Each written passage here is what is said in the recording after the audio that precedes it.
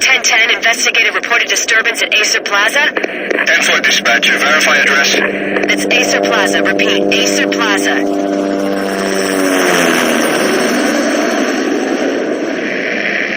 Shots fired on the rooftop. An assault in progress at Acer Plaza. Repeat, an assault in progress.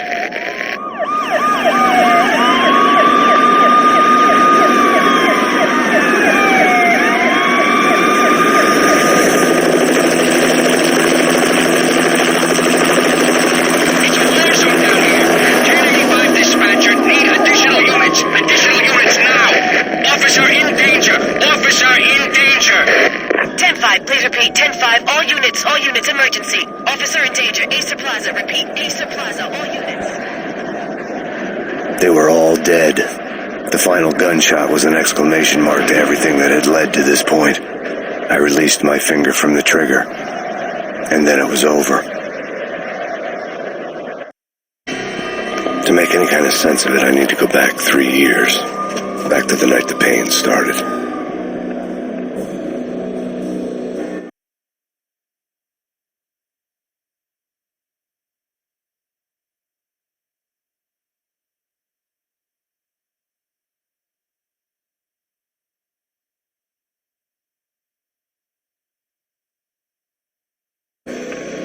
I was still on the force back then. NYPD, Manhattan, Midtown North Precinct, Hell's Kitchen. So when are you coming to work for me, Detective Payne? You'd make me work undercover in some hellhole. Sorry, Alex. Michelle and the baby come first.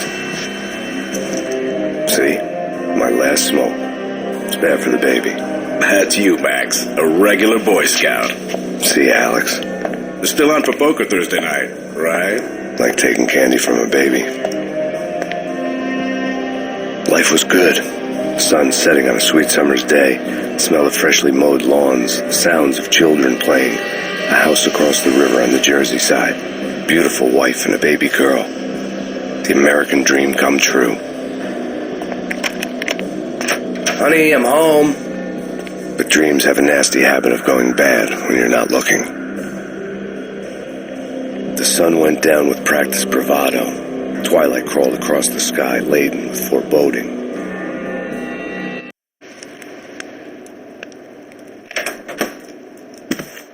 Michelle, honey, anybody home?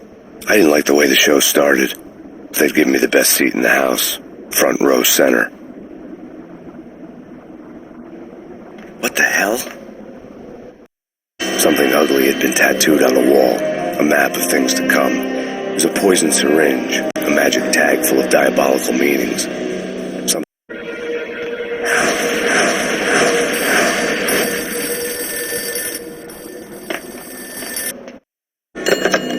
Listen, someone's broken into my house. Call 911. Is this the Payne residence?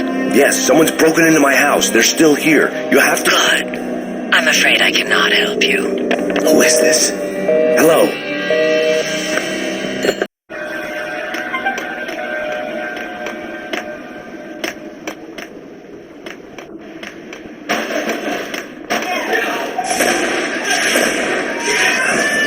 Michelle!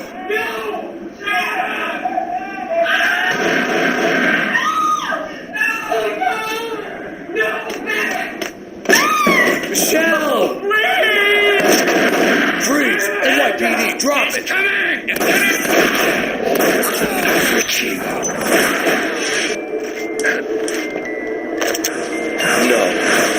No, please, God, no.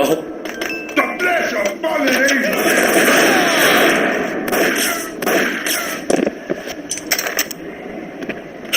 No, God, no, please, Michelle. Oh, baby.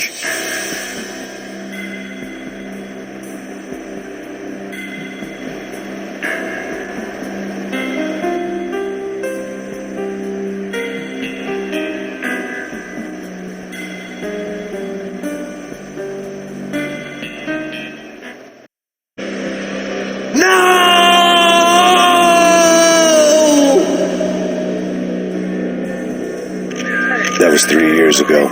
Everything ripped apart in a New York minute. The killer junkies had been high on a previously unknown designer drug, Valkyr, V. After the funeral, I told Alex I'd be transferring to the DEA. It took us 3 long years to get a break in the Valkyr case. Then, finally, 2 months ago, a dime dropper tipped us off that Jack Lupino, a mob boss in the Punchinello crime family, was trafficking. I went undercover, infiltrated the worst mafia family in New York.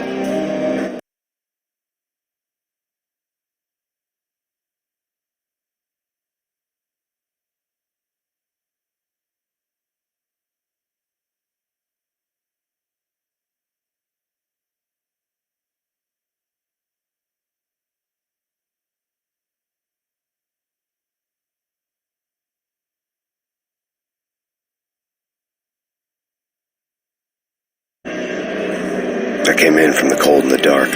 Outside the city was a cruel monster. I've been slowly working my way from the small time to the big fish, trying to get to the source of the drug. Alex and BB were my only contacts in the DEA, the only ones in this decrepit city who knew I was down here. BB here. Something urgent has come up with Jack Lupino. You need to meet with Alex immediately at the Roscoe Street station. I hadn't had a face-to-face with Alex since I'd gone undercover. Outside, the mercury was falling fast. It was colder than the devil's heart, raining ice pitchforks as if the heavens were ready to fall. Everyone was running for shelter like there was no tomorrow. It didn't get any better when I got to the subway. The feeling hit me like a point-blank shot straight in the face. Something was not right about this. My Beretta stirred nervously under my coat, but the train doors had already shut behind me, and I was in for the ride. Next stop, Roscoe Street Station, and Alex.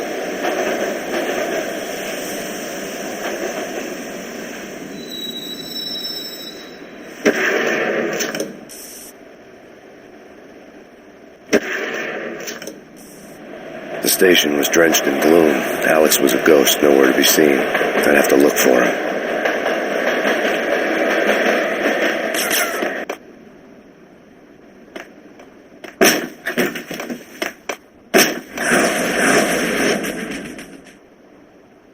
Death was in the air at Roscoe Street. I'd have to find Alex fast.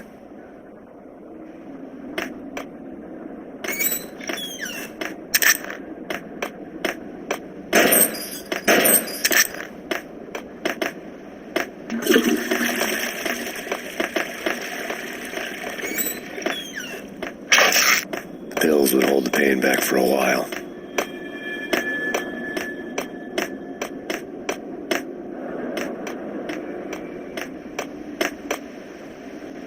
Hey!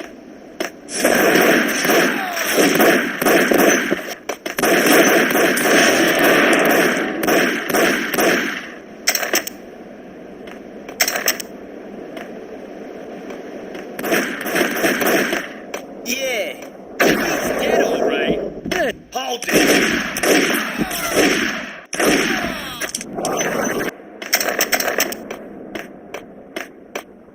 Yo, guys.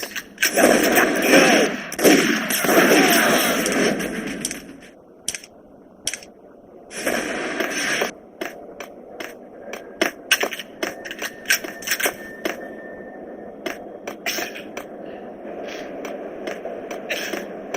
Yo.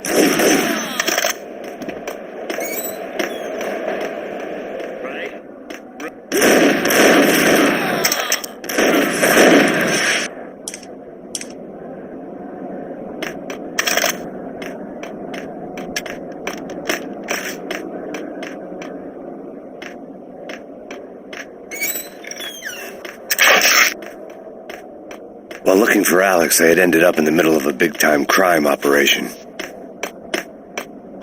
Hitting Roscoe Bank ain't hey.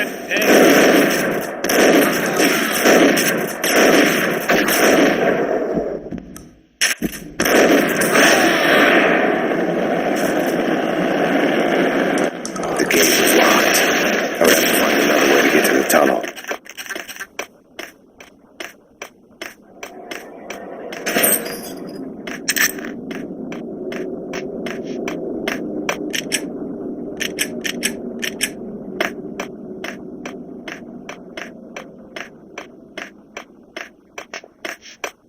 Guess they could.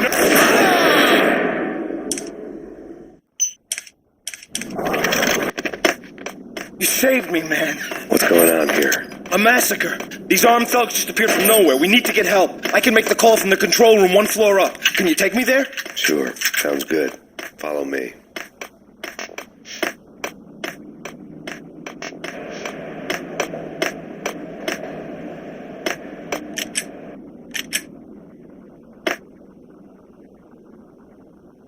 Home free. This way. Hey, yeah!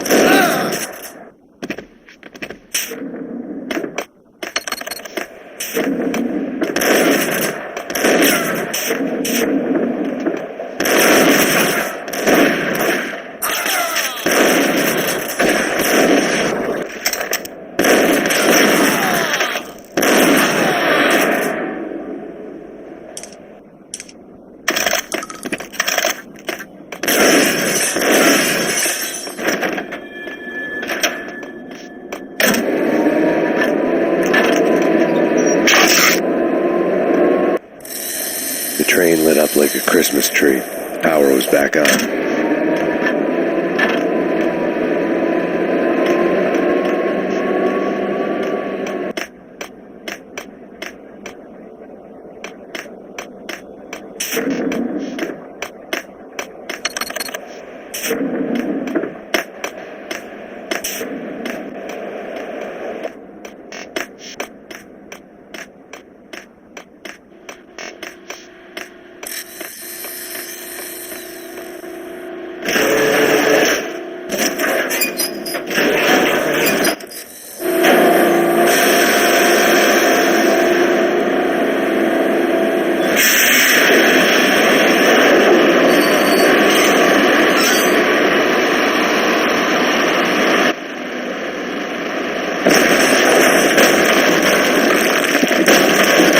So much for being subtle.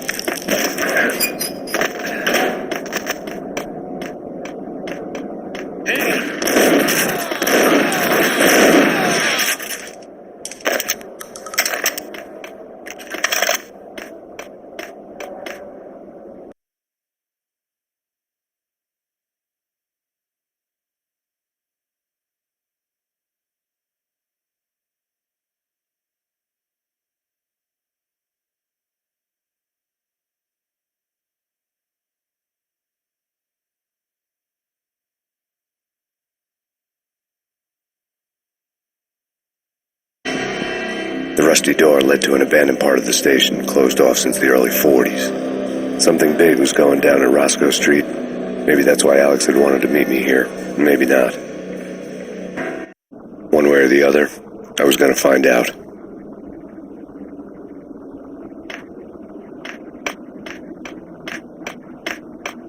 Did you hear something?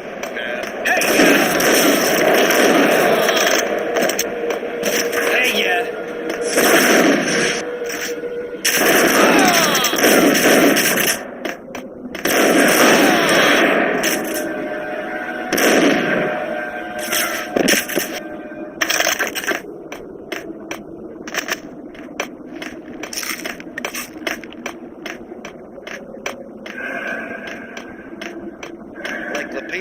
Now that's spooky. Jack Lapino. Yeah, spooky.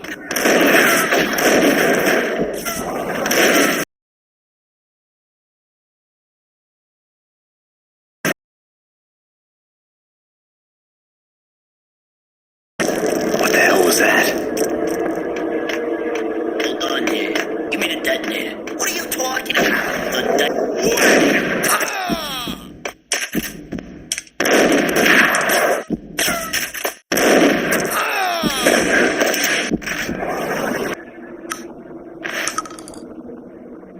The door had been welded shut ages ago and the bomb was missing a detonator.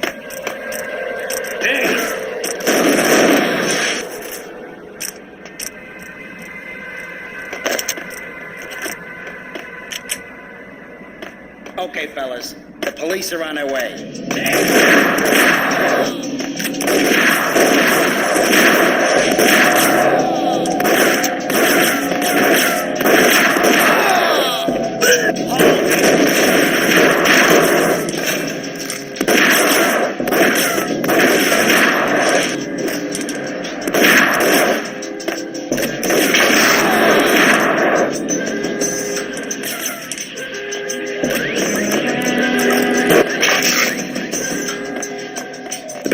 before lay on the table. The bank robbers had been after Acer Corporation bonds. The Acer success story had recently been on every channel and on the cover of every magazine.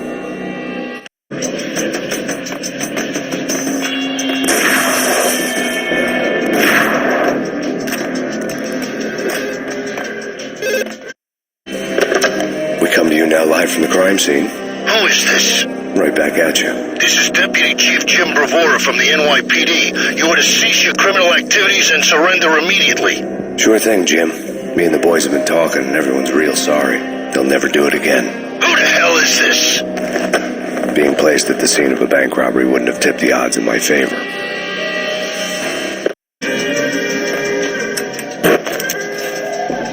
The bank robbers had left their tools on the table. Judging by the detonators, the crooks had bought enough explosives to send Lady Liberty into orbit.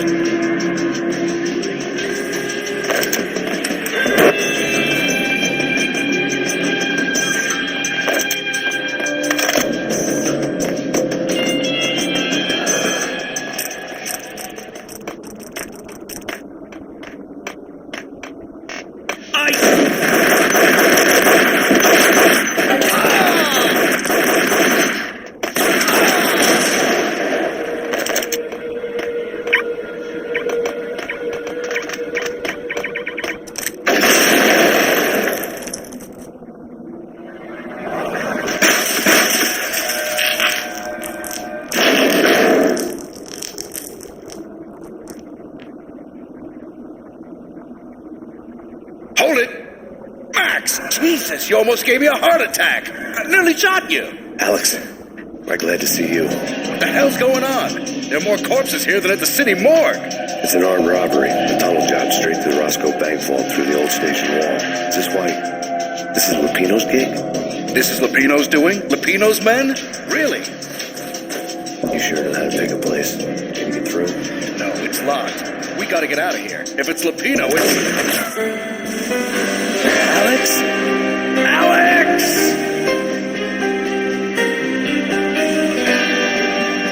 There was nothing I could do. He was dead. I could tell by the empty, accusing stare of his eyes.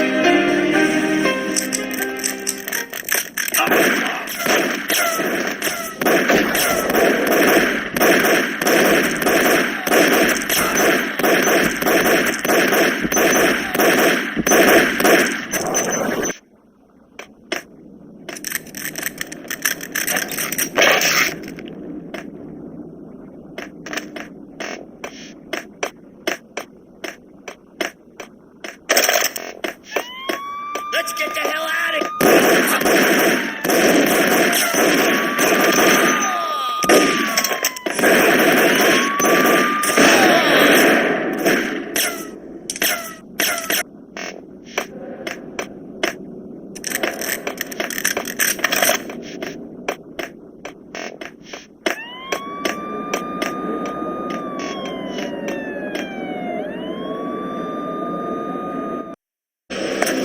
Alex had kept me relatively sane for the past 3 years.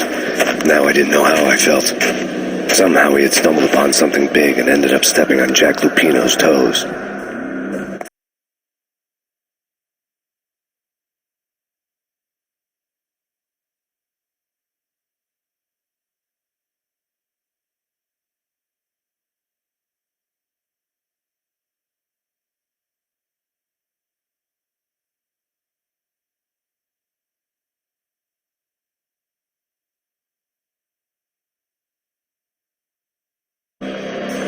Lupino ran his racket of sex, drugs, and contract killings from a sleazy hotel in a slum block of tenements.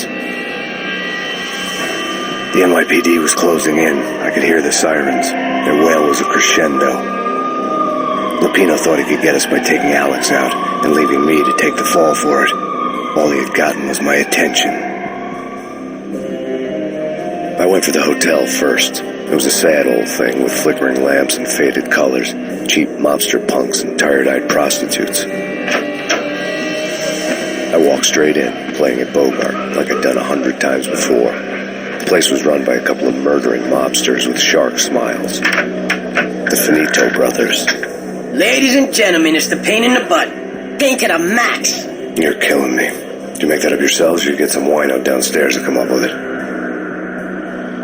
Don't answer that. A rhetorical question. I got something for the boss. Lupino around? That kind of depends on who's asking. A friend or a junk squad plan. Don't answer. It's one of them, how do you put it, rhetorical questions. Lupino ain't here, but he says bye. Lupino wasn't in his cheap hotel. Instead, I ran into the Finito brothers. My cover had been blown. The door slammed shut behind me. And then I was dodging bullets like raindrops. Pain in the butt. Ha-ha! Play to the max. Got a ticket to Marble City for you. First, they're lying down.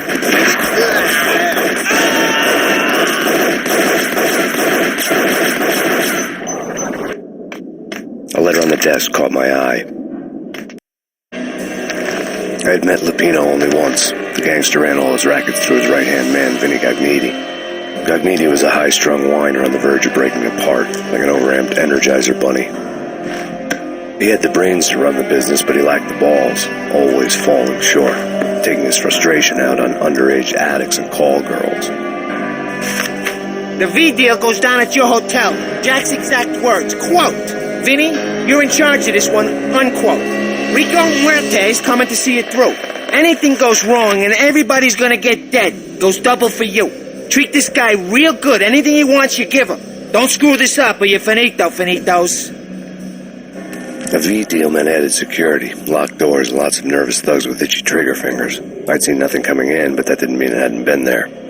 Rico Muerte was a regular Kaiser Soze, a spook story told to keep the apes in line. 313.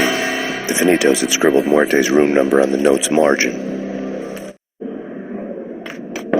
Bosses! Everything all right? Bosses! Joey! Vigilio! You're right in there? They're not answering. Call the others. Tell them to come quick. Okay, but we can't wait for them. We gotta go in now. Hey!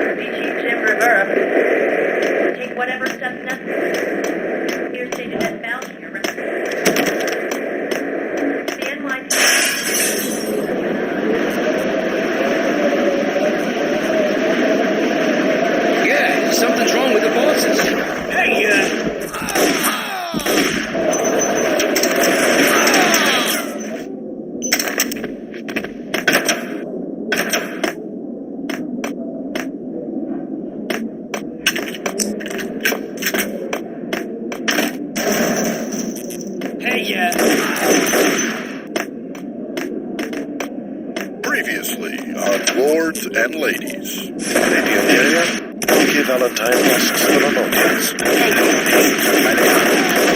And now, an all-new episode of Lords and Ladies brought to you in part by Acer Corporation.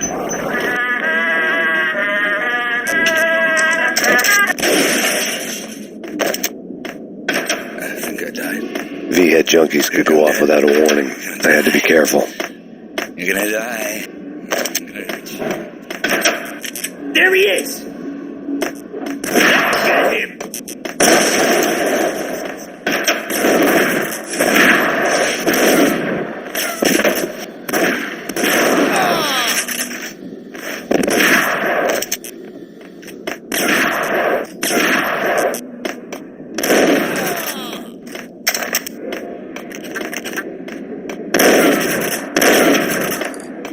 Piece of crap!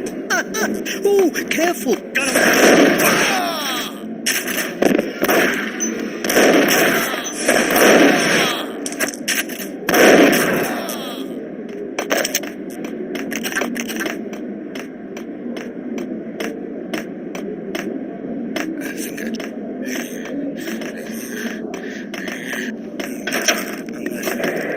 Get him!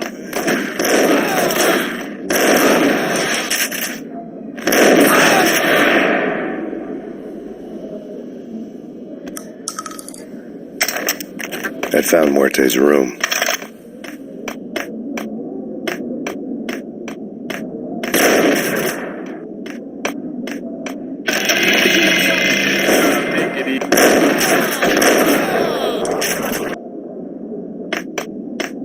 received a letter.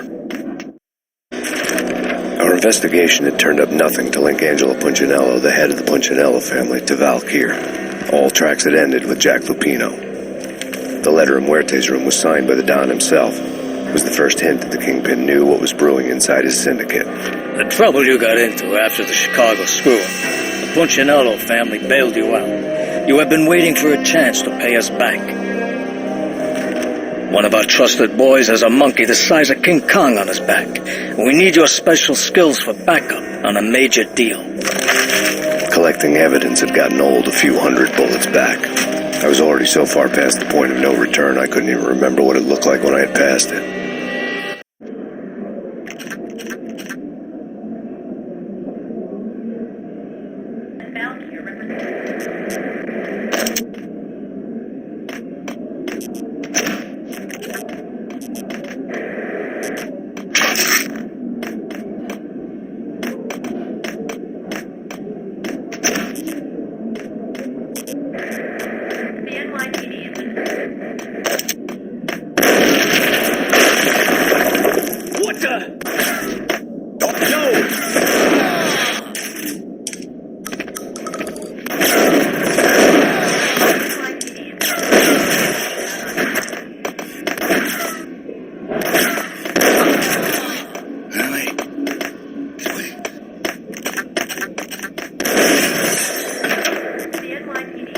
Had left her diary on the table.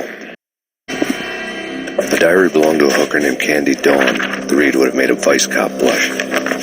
Had talks with the mystery hag over the phone again. Sent to the latest One-Eyed Alfred tape. As long as the hag keeps paying for the tapes, the old man could come every day for all I care. She had a nice sideline, making secret X-rated flicks of her clients and selling them to the highest bidder.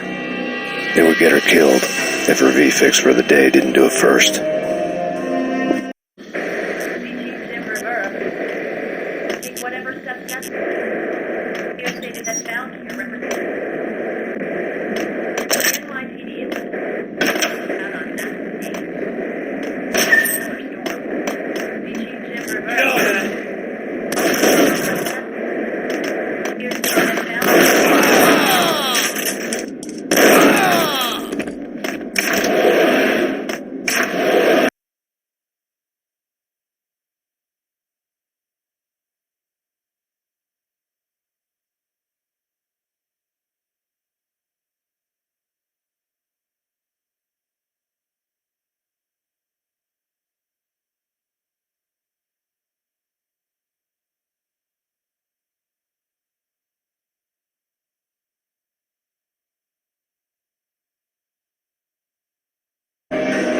The old service elevator rumbled down to the bowels of Jack Lupino's hotel.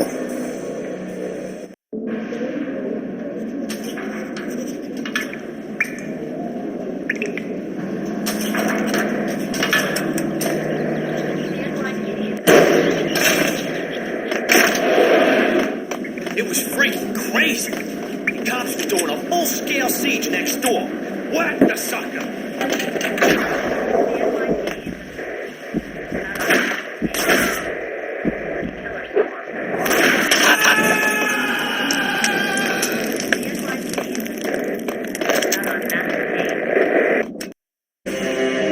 A winter storm warning is in effect in the whole tri-state area, as both freezing rain and heavy snowfall continue. Many roadways are already closed, and people are advised to stay indoors. The severe blizzard has ravaged New York for 3 days now, with no end in sight. We'd been snowed from the start in the Valkyr case. The forecast said there was plenty more where that had come from. But the snowbound city was on my side. Less chance of innocent bystanders getting caught in the crossfire.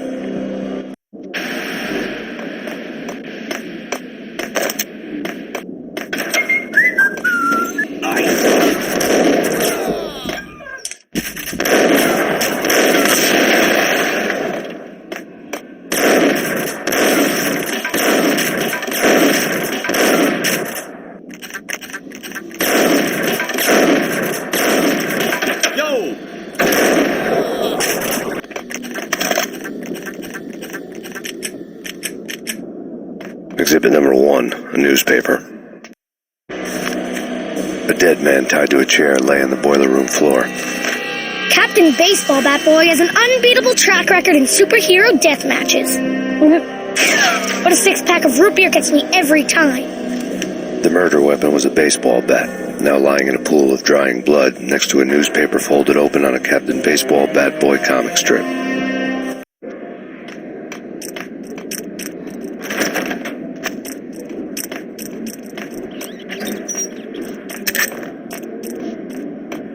Take vampire movies. Why are they always set...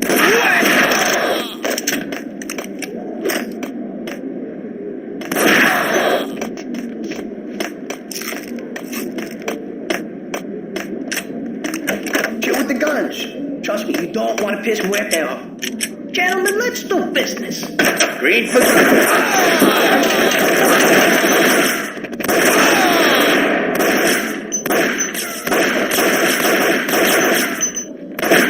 A lifetime ago, this would have gone down as a narcotics arrest. There was a key on the table. The transparent cylinders glowed green, full of Valkyr. It was dirty money.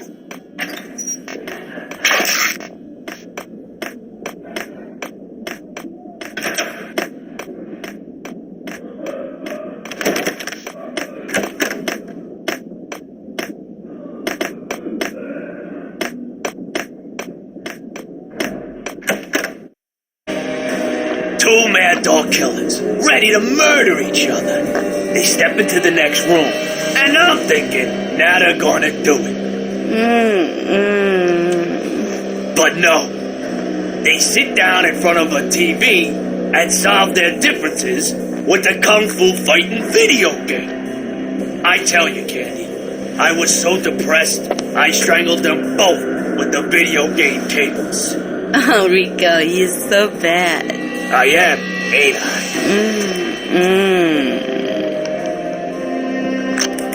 Rico Muerte, big-time hustler. Who the hell? It's that cop. Muerte went for his gun.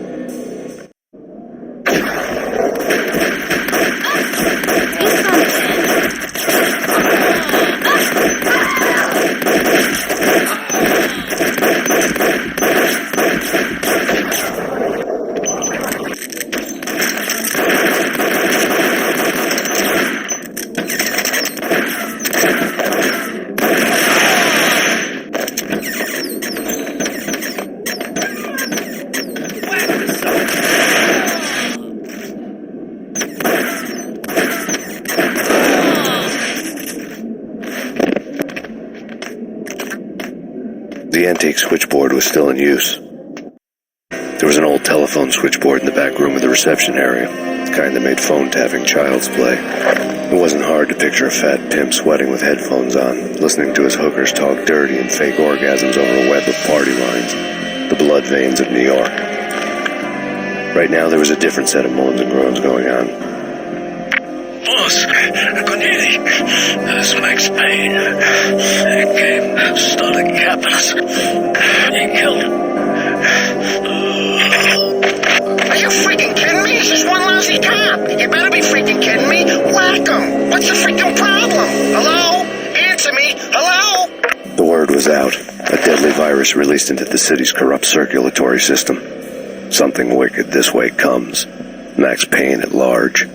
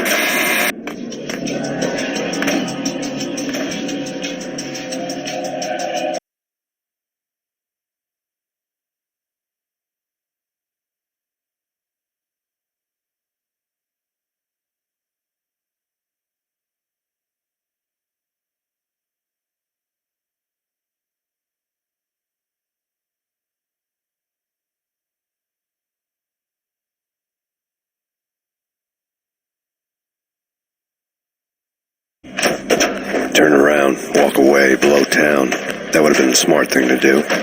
Guess I wasn't that smart. Lupino's tenement buildings were a seedy hangout for all kinds of sleaze. A liquor store, a pawn shop, a laundromat full of mobster bookies and loan sharks. The list went on. The how and why of it was a mystery to me, but they knew I was a cop. They knew I was coming, and they were going to get real trigger-happy about it. I got to see Lupino's hangout all lit up. A bomb went off, turning snow into liquid gold. A pillar of fire lifted the remains of a car straight up into the air. The flames were highlighted on the hood of a black Mercedes-Benz as it coasted down the street real slow, as if the driver didn't have a worry in the world. I got a good look at the man riding shotgun.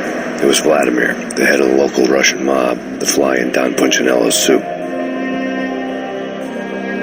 The ringing in my ears was the sound of a mob war being waged.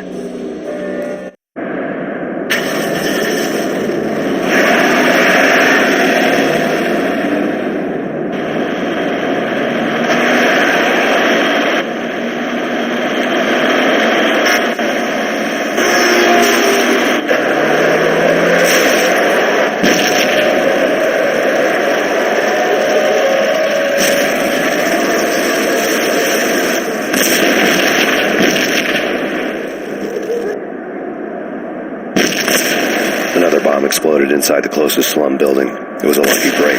The goons inside were spooked, but luck always came with a price tag. More bombs could still be ticking inside, and the cops would already be on their way. Jack Lupino's suite was on the top floor. At least it used to be, before the explosive makeover.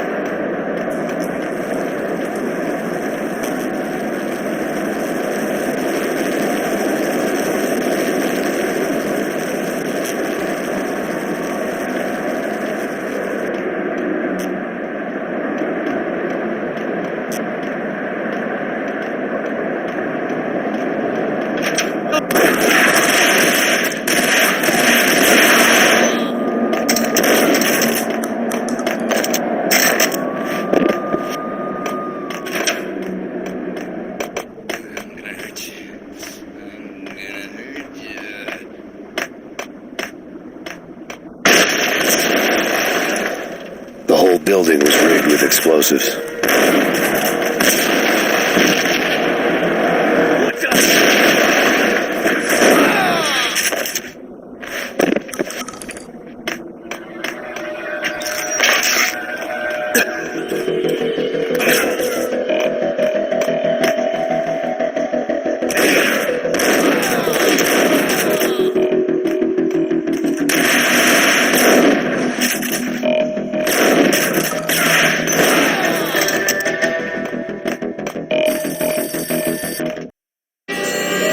A beaten-up phone in the entrance hall was ringing.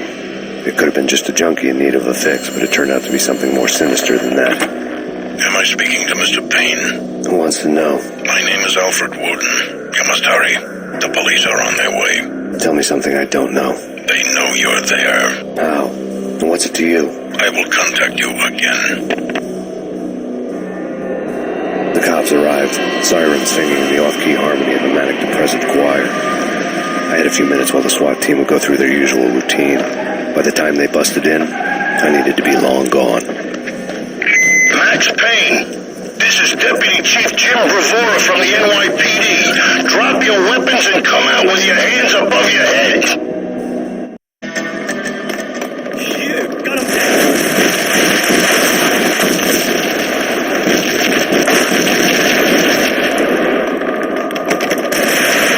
Someone had left a letter on the counter. Suddenly it all made sense. The bombs, the Russian mob boss making an appearance in person. Gagniti was his usual self, all talk and no walk. After our hit, the Russian has only a couple of guns left, and they can be bought. There's no freaking way he has the guts to try anything after that. As it turned out, the Russian had plenty of guts. One thing he could count on, you push a man too far, and sooner or later he'd start pushing back. There was a key on the shelf. Payne, this is your final warning. Raise! This is your final warning. Come and get you.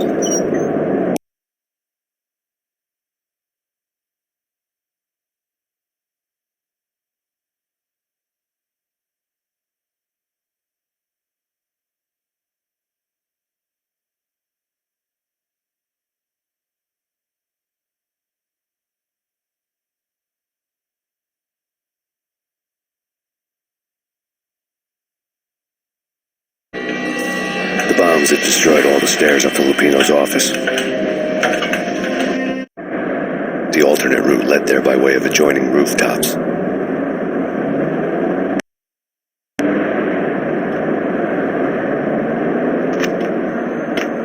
It's never been this cold. Never ever. It's like the sky's falling. Yes, sir. It's the end of the world as we know it. And I don't feel fine. I don't feel anything. Not a thing. To get to the roof, I'd need to get to the elevator through the locked door up ahead.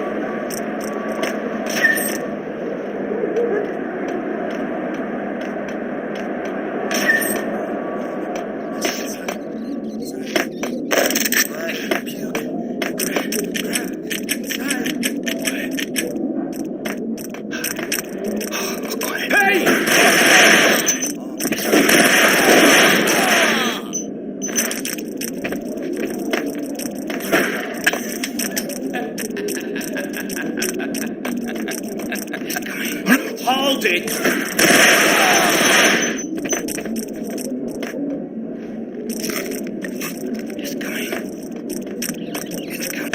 No, don't shoot.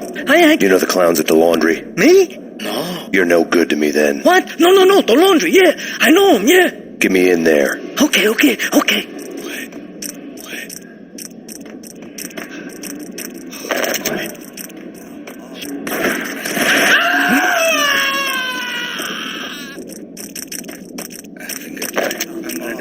Messy inside.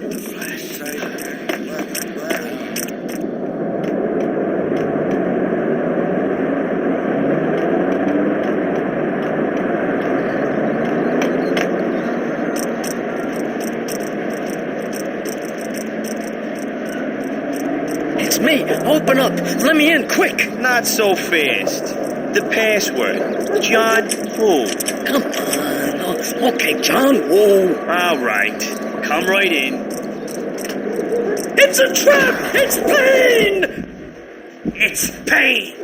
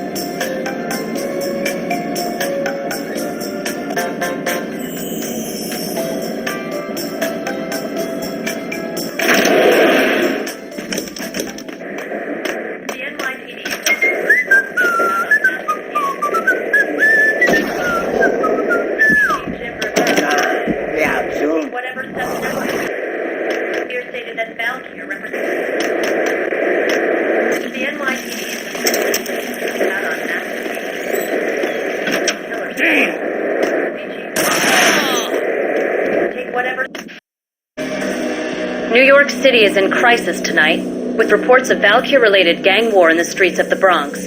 Apparently, Max Payne, wanted for questioning in connection with the slaying of a DEA special agent earlier tonight, is waging a one-man war against his former partners in crime.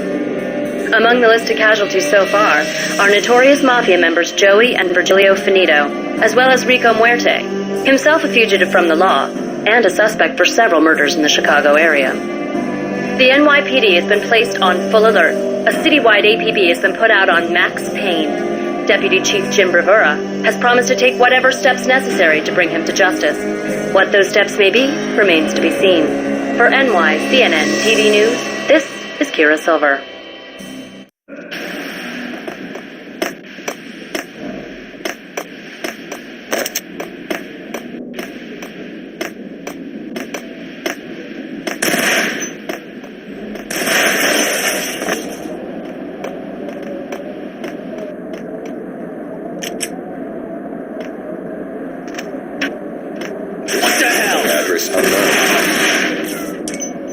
I don't want to go there. It's the last place I've been.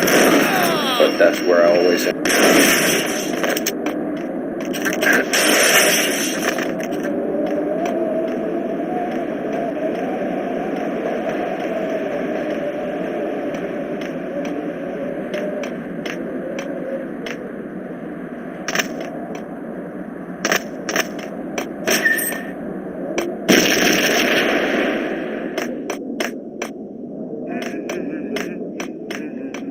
Red, blue, or green? It's always...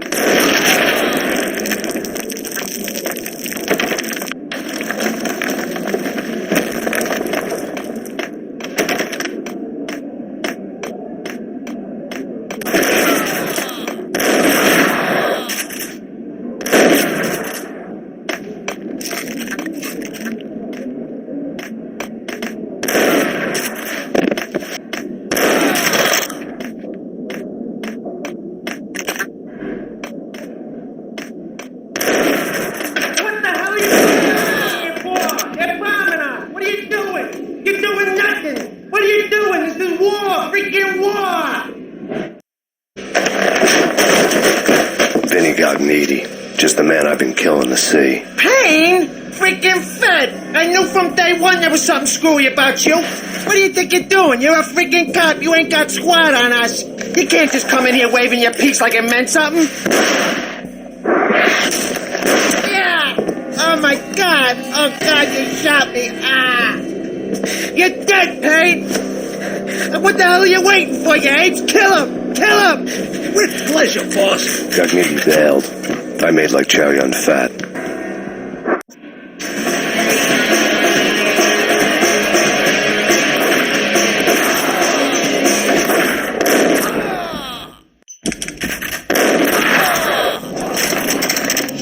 A crumpled letter lay on Gugnetti's desk. The letter was addressed to Don Punchinello, but Vinny had never had the nerve to finish it. Jack's gone voodoo. Just the other night, he shot Dino because he wanted to see what his brains looked like splattered on the wall. He's a freaking mad dog. We're running out of men and business fast. Gugnetti had been living in mortal fear of his boss. Jack Lupino was a psycho.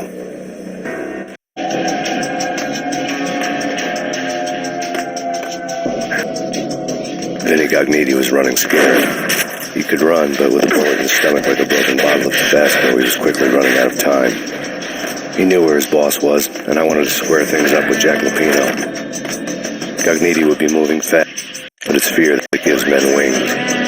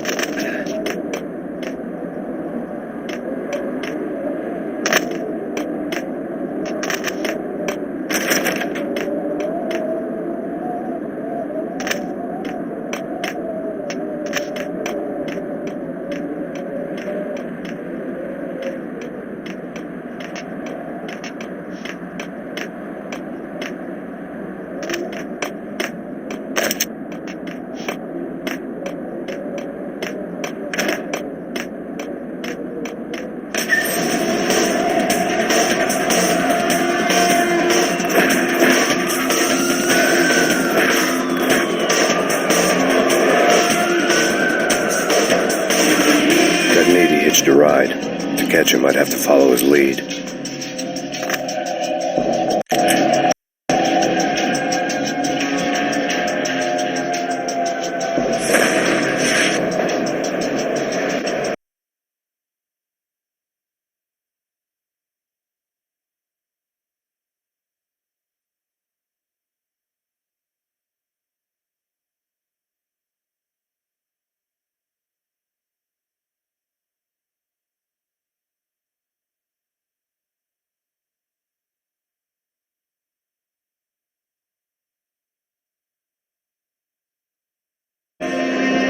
This was my second train ride of the night. The way it started didn't promise anything better than the last one. Freezing wind tearing at my face like sandpaper and razors, ice hard and slick under my hands and feet, and somewhere in the background the wail of sirens, the city howling after me.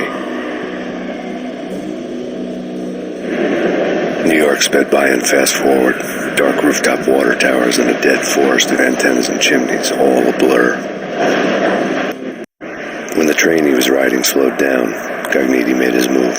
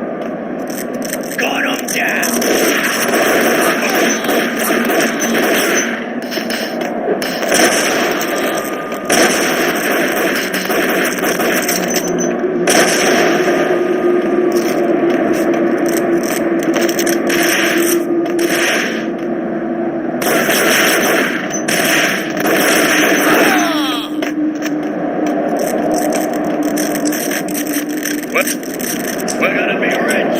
Freaking rich. Even richer than that, wise guy. Freaking.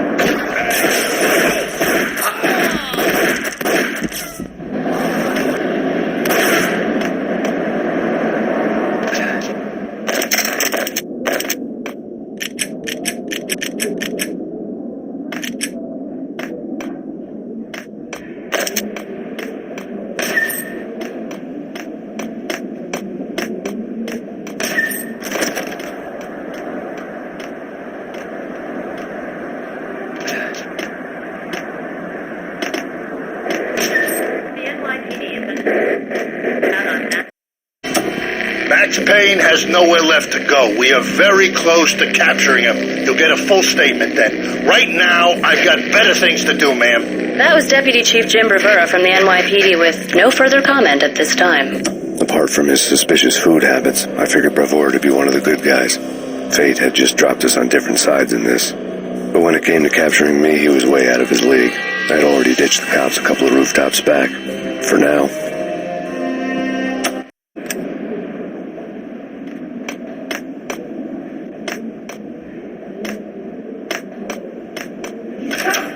I can hear him. Ready? Keep it done. Before you touch the wall. What the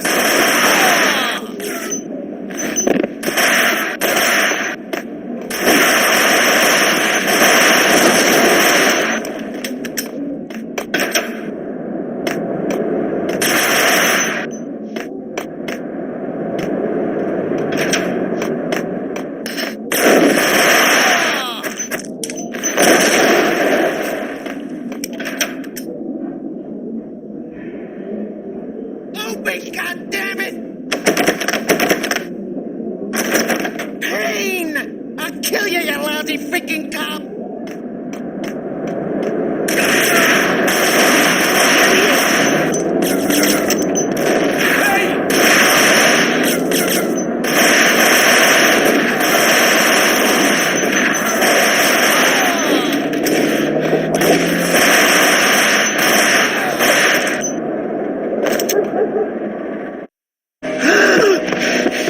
Gagniti ran out of steam in a dead-end alley with steam boiling out of the sewer grates like all the fires of hell were burning high beneath us. It was shakedown time.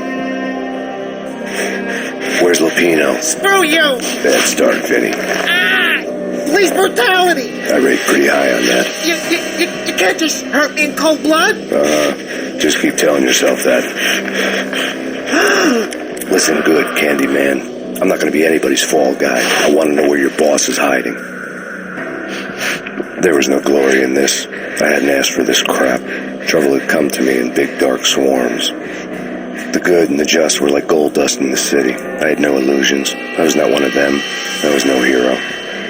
Just me and the gun and the crook. My options had decreased to a singular course.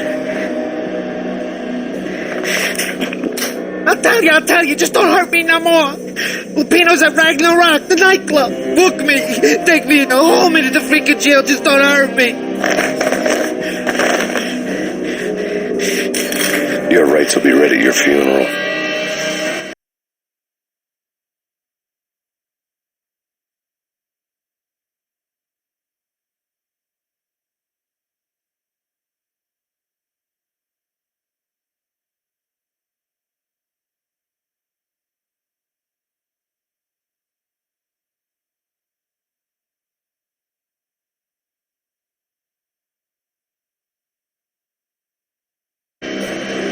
Ragnarok was Lupino's private nightclub, a den of drugs built into an old theater. I knew what waited inside. V-head junkies ready to explode in random acts of senseless violence, and Lupino's goon squad, the worst stone-cold killers this side of hell. Ragnarok was as inviting as a headache, flickering and flashing to a machine gun beat. The belly of the nightclub was a gothic theme park that began with bondage games and led to the nasty stuff from there. As subtle with its dark message as a cop killer bullet through the heart, like father, like son, just like Jack Lupino.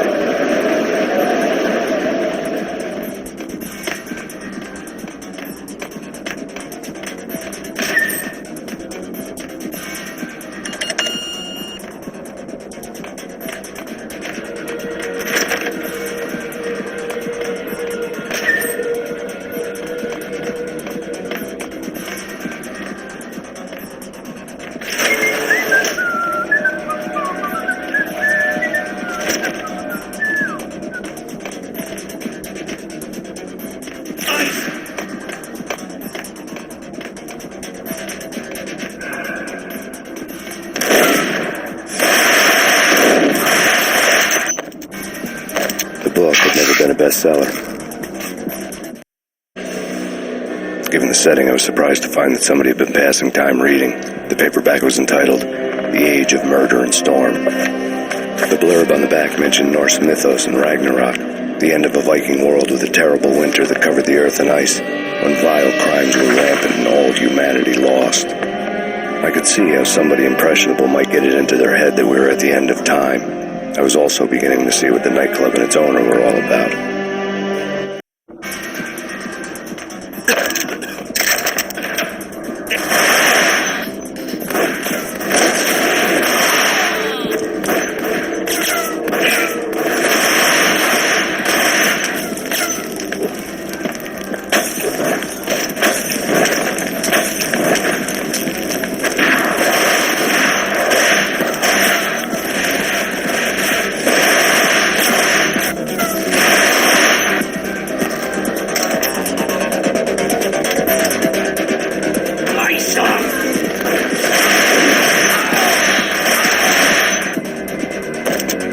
Books on the occult had been piled up.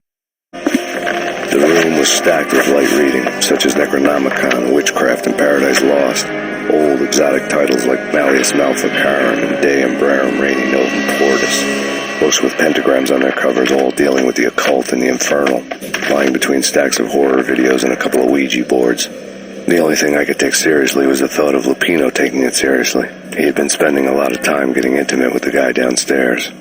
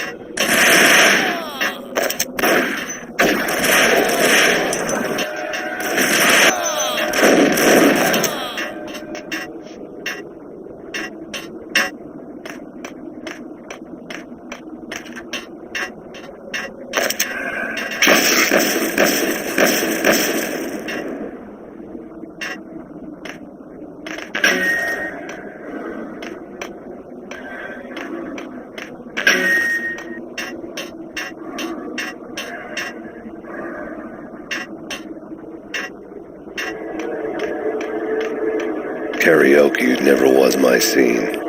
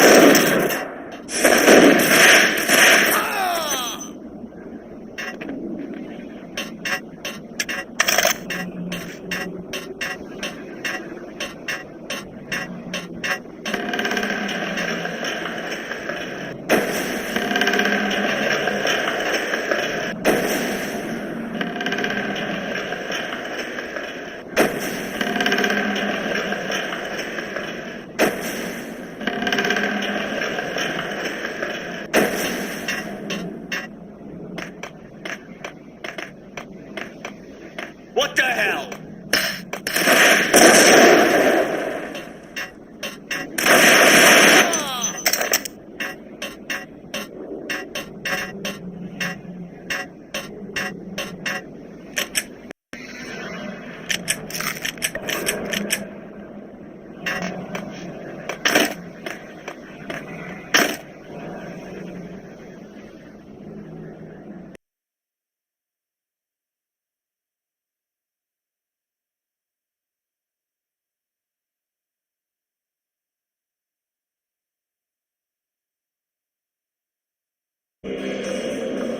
The backstage area led to Lupino's inner sanctum.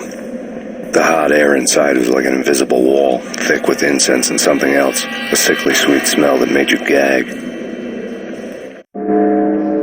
This was the rotten core of the Big Apple. Lupino lurked somewhere ahead, like a spider at the center of his web, waiting. The vapors in the air started to make my head swim. Torn pieces of a letter lay scattered on the sofa.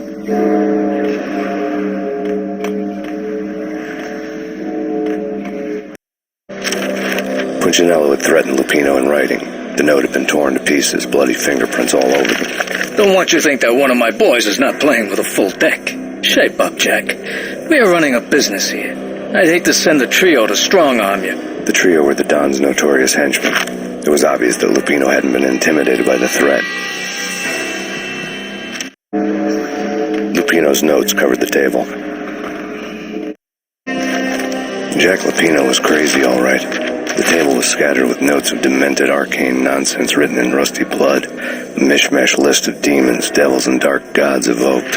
Beelzebub, Asmodeus, Baphomet, Lucifer, Loki, Cthulhu, Lilith, Hela, blood given to you all. He was after that old Faustian deal, your soul for power and fortune. Just sign in the dotted line with your blood. Lupino's notebook. Jack Lupino was crazy, all right. Mythic wolves, let loose to devour the sun and the moon. Lupino is the wolf. I'm Mr. Beast, the big bad Fenris wolf. I'm the end of the world man, wearing the flesh of fallen angels. After Y2K, the end of the world had become a cliche. But who was I to talk? A brooding underdog avenger alone against an empire of evil, out to right a grave injustice. Everything was subjective. There were only personal apocalypses. Nothing is a cliche when it's happening to you. The flesh of fallen angels! Come to me all! Astaroth, Beelzebub, Asmodeus, Baphomet, Lucifer, Loki, Satan, Cthulhu, Lilith, Hela! Blood to you all!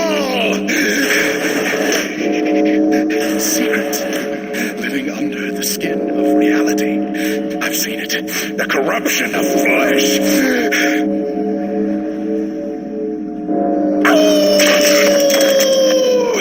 I'm the wolf, yeah! I am the wolf! It's close. It's coming. You have come. And time. It's now. I will rise to it. It's now. I will rise to it. It's now. I will rise to her side. I don't need the words. I'm beyond the words.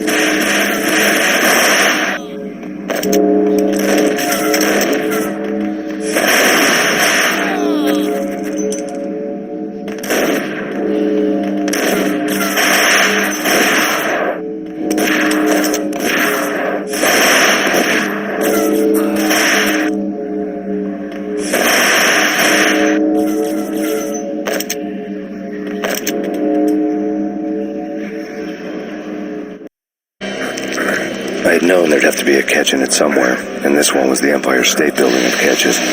Lupino was pumped up and dying to go 15 rounds with a mutant alligator. And then he started this spooky monkey talk, straight from a bad dream. Mine. I have tasted the flesh of fallen angels. I've tasted the devil's green blood. It runs in my veins. I've seen beyond the world of skin, the architecture of blood and bow and arrow. Death is coming! She is coming, and hell follows with her. This is the twilight winter. I am ready to be her son. Her time is now, and all who stand in her way must die!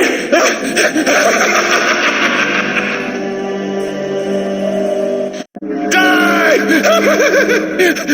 You'll die! You'll die! Now! Oh, die!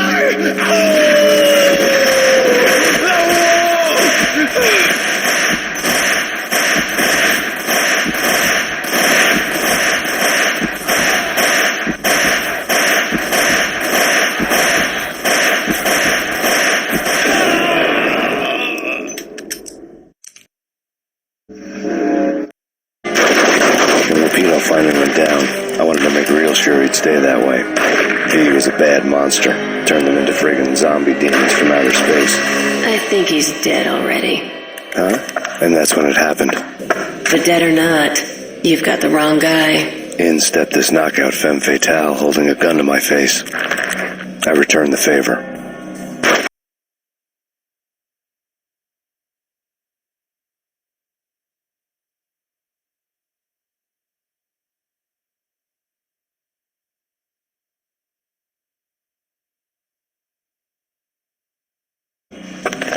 Lisa Punchinello was the Don's wife. Mona Sachs.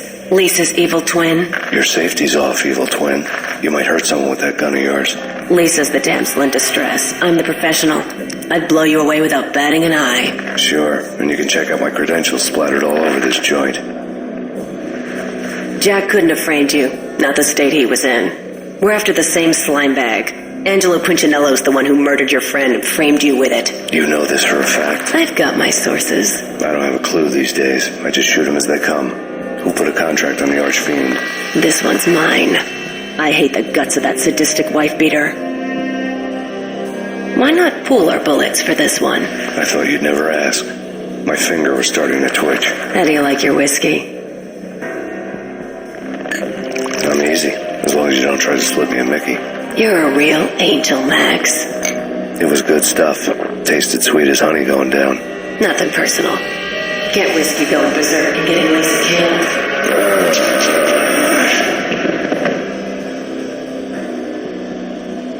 The nightmare was always the same. Buy violent shapes moving in darkness, old and ugly. The killer's mad laughter was a riddle filled with wicked innuendo.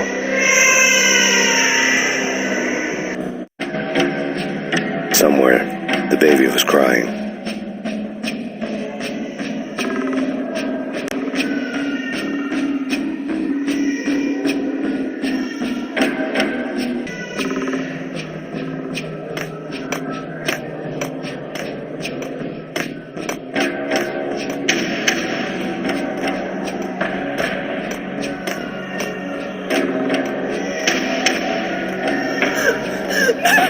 No, please, Max. Why?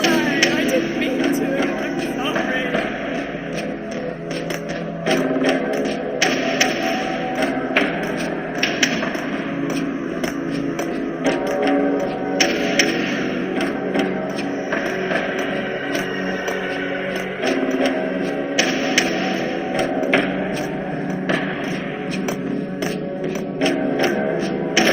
Should have known it when we found you snoring next to Lupino's corpse. A comedian, huh? The pictures were filled with good old times.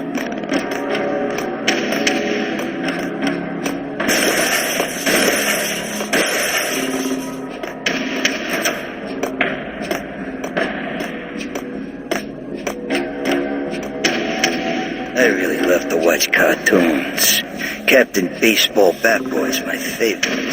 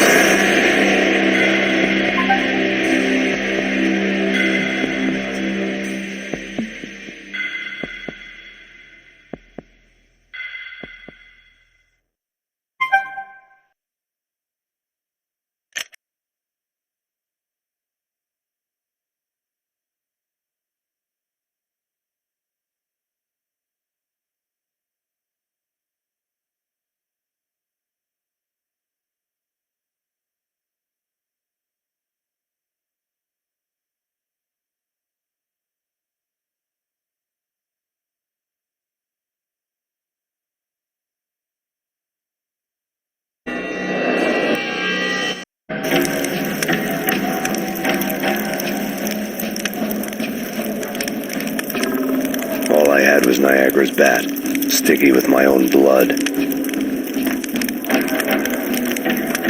Without a gun, I'd be no match for Frankie's men. I'd have to play hide and seek with them. We'll take care of it. Yeah, I know. I guess I wouldn't mind having a go at him. Yo!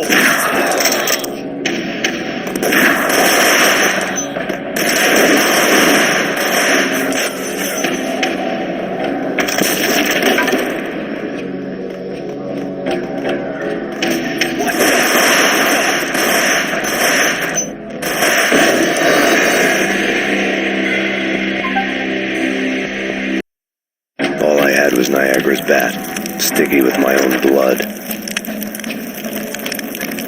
Without a gun, I'd be no match for Frankie's men. I'd have to play hide and seek with them.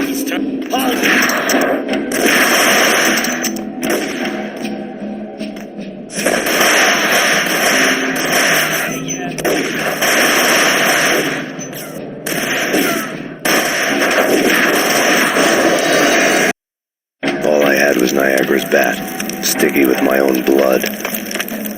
Without a gun, I'd be no match for Frankie's men. I'd have to play hide and seek with them.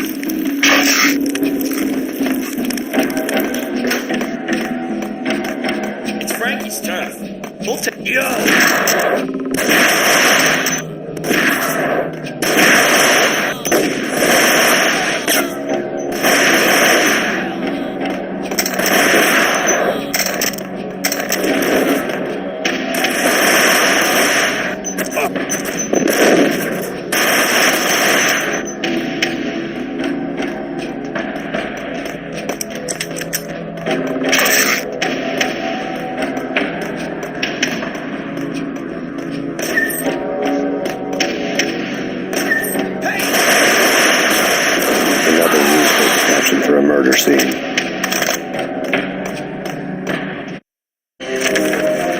left his calling card. A Captain Baseball bat boy strip next to a sewer passage filled with bodies.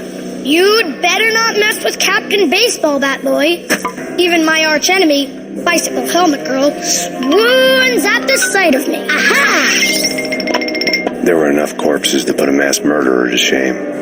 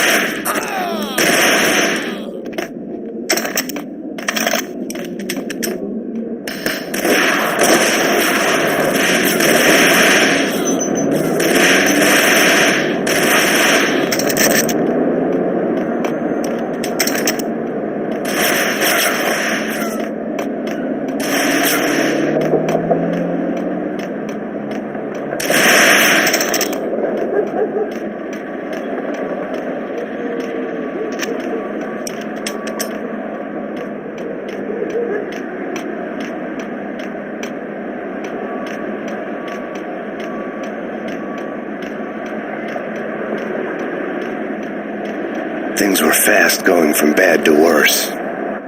The men in blue had come and gone. They had decorated the place with chalk outlines and tied it together with yellow tape. The cops who had stayed behind were dead. Frankie, his boys, and I had the place all for ourselves.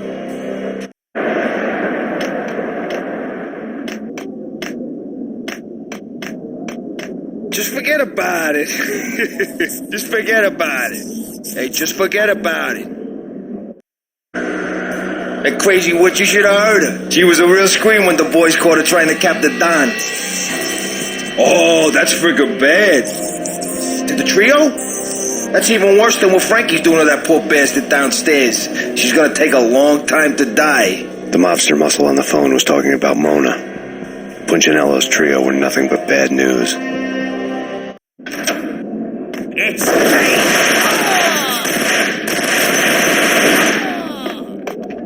More evidence that Punchinello didn't like me much.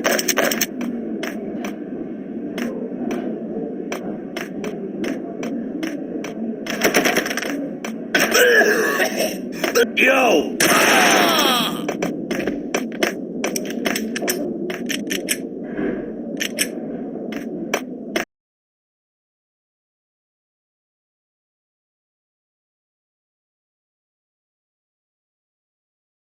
Christ, how the hell did you get loose? Got bored waiting. Thought, what the hell, we could just as well finish this here.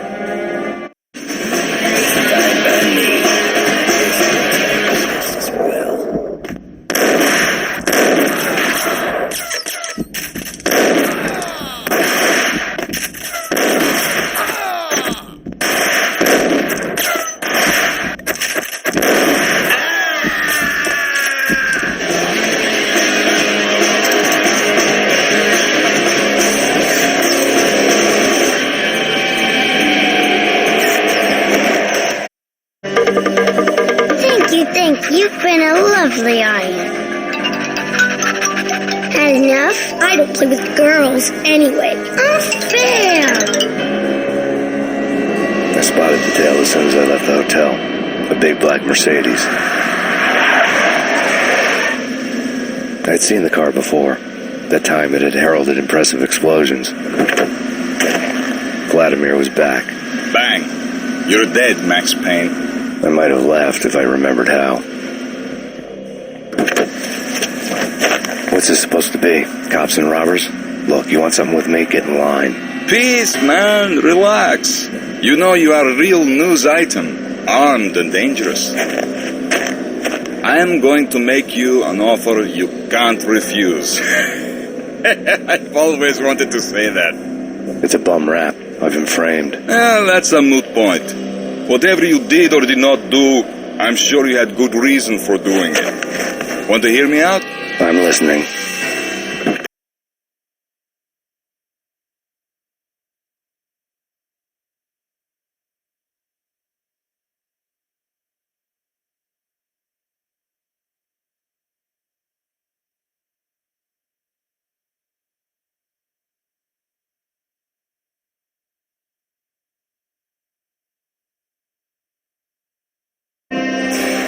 Punchinello messing with V is bad for business all around. But that's not all. There is this guy, Boris Dime, used to pull jobs for me.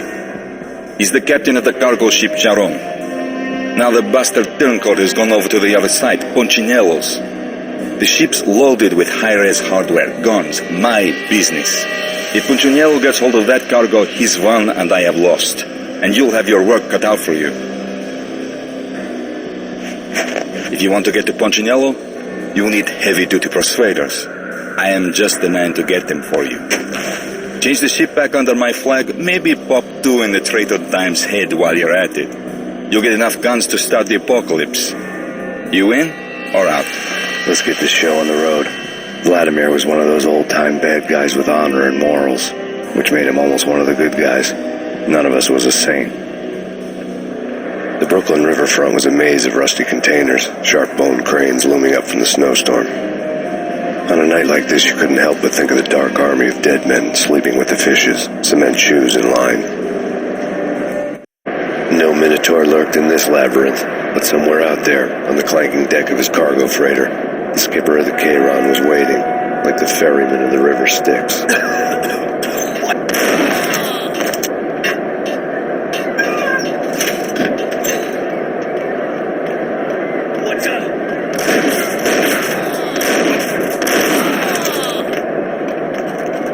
Both of them beat to a pulp. Eyes swollen. They couldn't see anything. Swaying on their feet. Slipping on the line.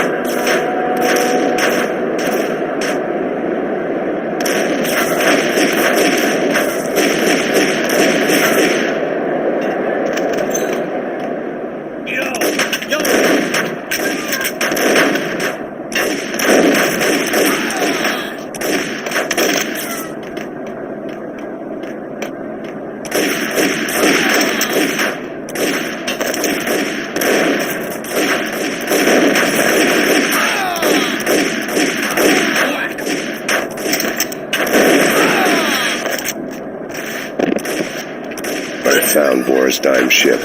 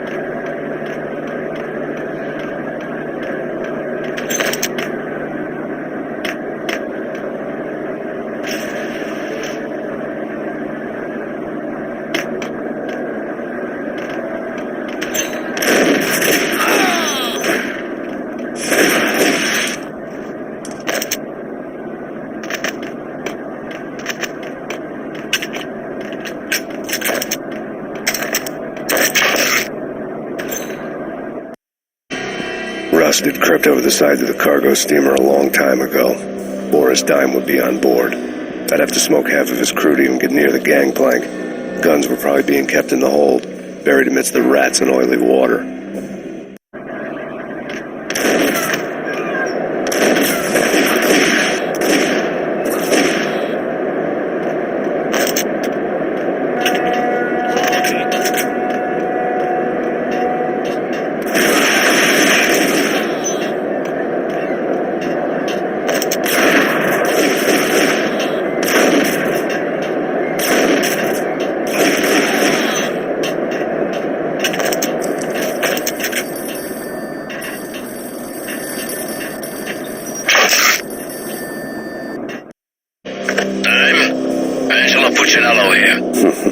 Angie, tell me, how much did Dime cost you? I bet it was more than his name. Max Payne. Right the first time. You're dead, punk. You sure you're not confusing me with Boris here? But you are right, of course.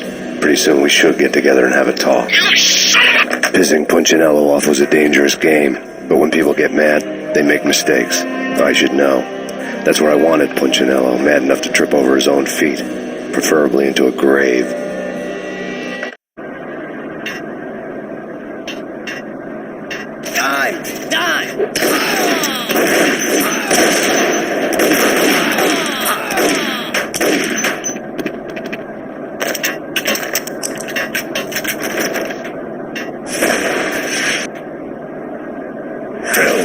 Devil that Dime sent you.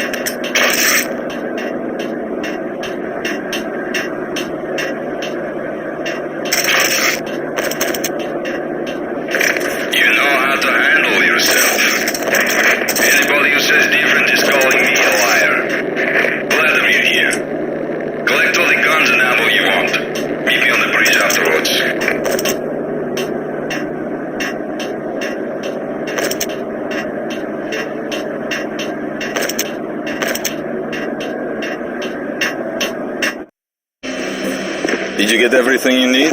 Check. I owe you. Anything you need. This is my solo. When I'm through, Punchinello won't be anybody's problem anymore. Clear as vodka. But anytime you get between a rock and a hard place, just whistle. This could be the beginning of a beautiful friendship. You really get a bang out of this big-time gangster act, don't you?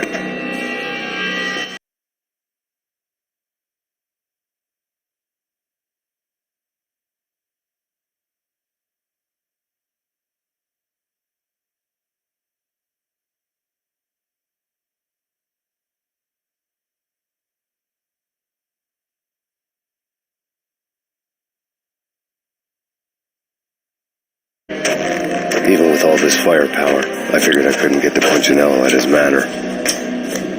I could only hope that he wouldn't pass a chance to hear me beg to see he's won. This is Max Payne. I want to cut a deal. Payne, you're a dead man. That's what everybody keeps telling me. I got your ship and her cargo. I want to meet.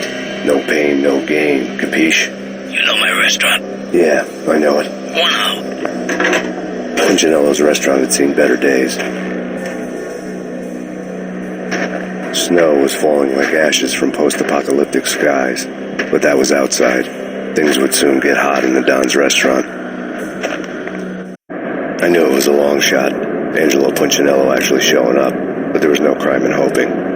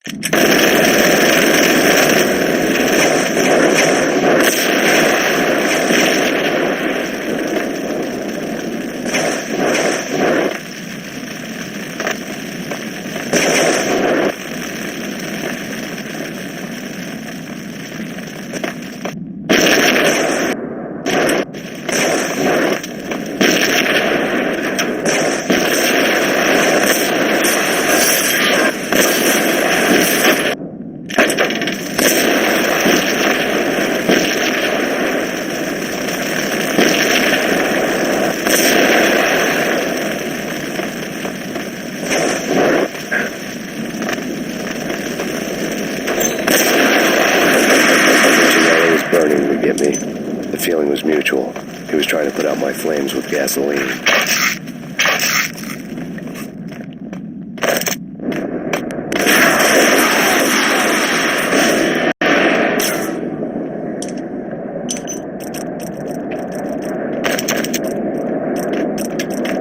The mobsters have been guarding a real treasure.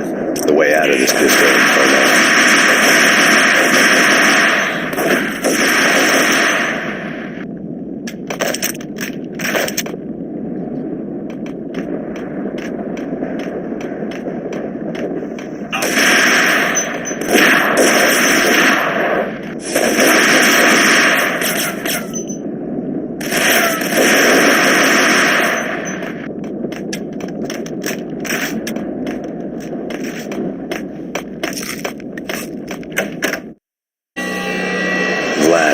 smoke signals. The Mercedes was revving to go, almost drowning out the banshee wail of the sirens. You coming? We'll drop you off at the Punchinello Manor. Sounds good to me. When this is over, look me up. I could use a professional like you. I'll keep that in mind.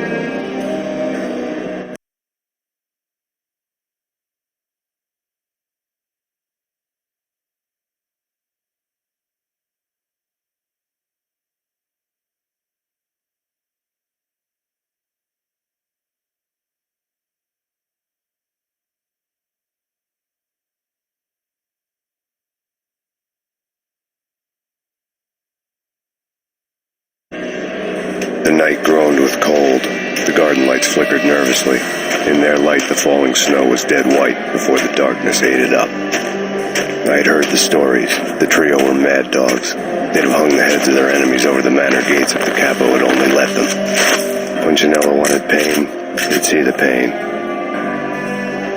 The trick in my situation was that there was no trick. No matter what movies tell you.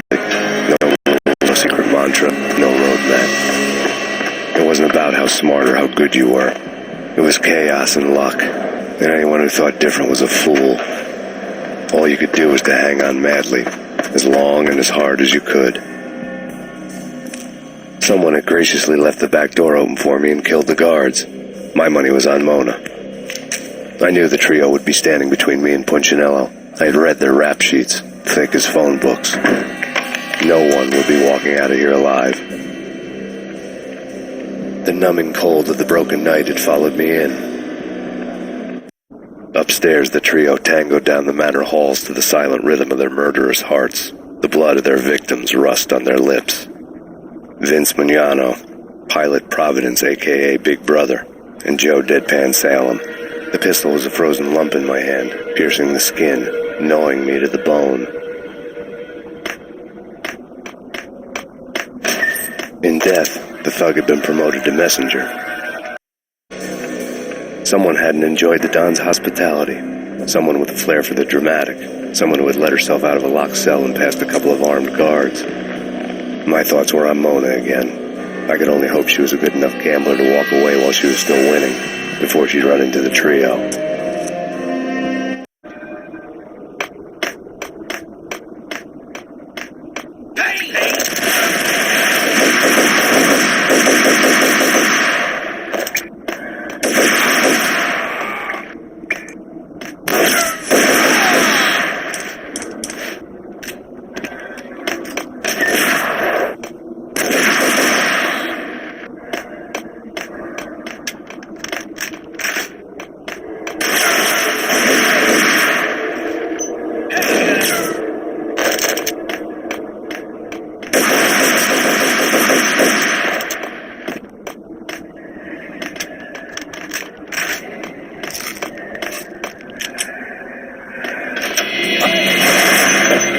It didn't take me long to run into the trio.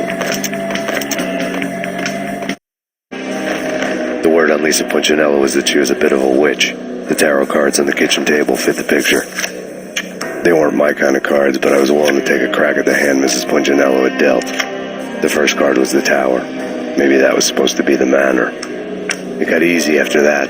The devil was the master of the house, and death was me, coming for him.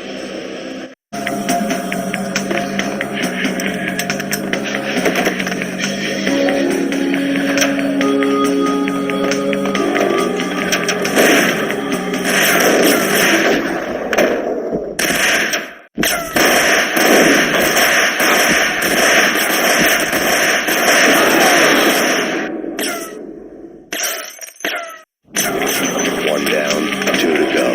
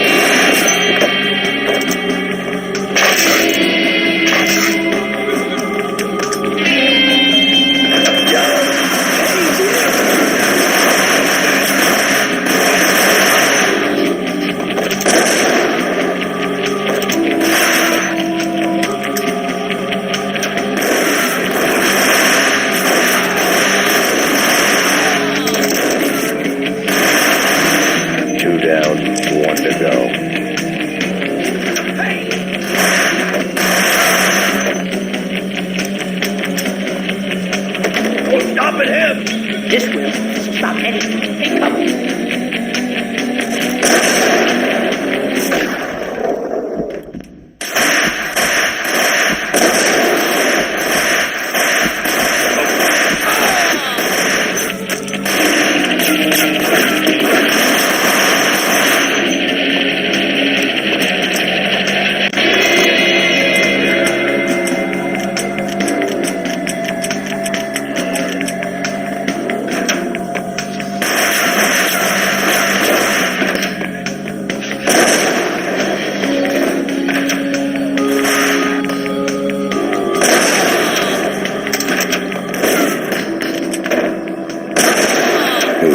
For her.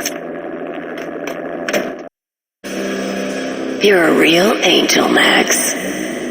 I couldn't tell whether it was Mona or her sister. The body was a mess. The sick bastard had really gotten a kick out of it. Seeing her lying there got me thinking about another woman's body on another bed. Got me thinking about a fallen cradle.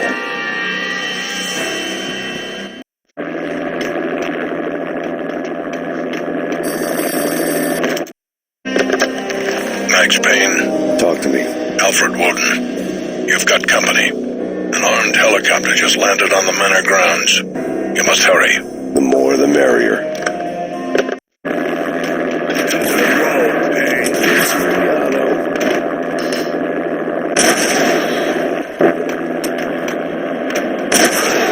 Punchinello's trio was done for.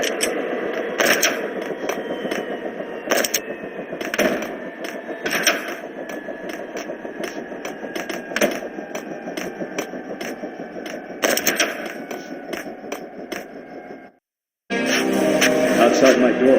Hurry. It's coming for me. You gotta hurry. Please. I could hear Punchinello on the phone begging for help. He should have been saying his goodbyes. Punchinello was a pushover. The moment I stepped into the room, he folded like a deuce before a royal flush. No, wait. I was just doing what I was told. I couldn't refuse. She's someone high up. Government, maybe. I don't know. He was trying to buy more sand for his hourglass. I wasn't selling any.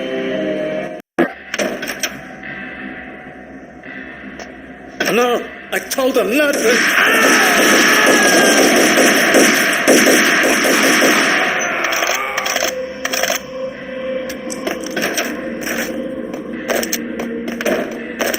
Drop it. Don't move. Game over, Max Payne.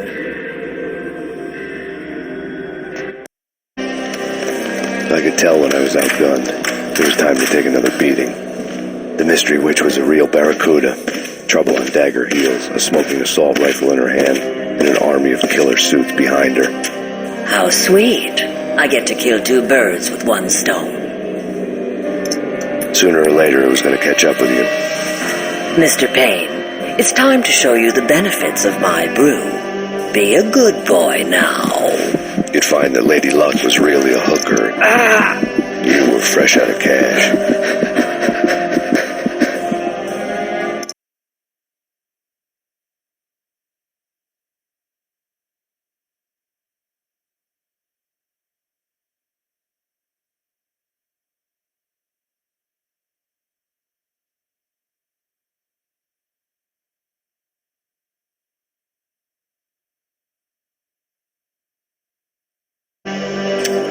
Gentlemen, we're done here. Take me to Cold Steel. She had just given me an OD of Valkyr.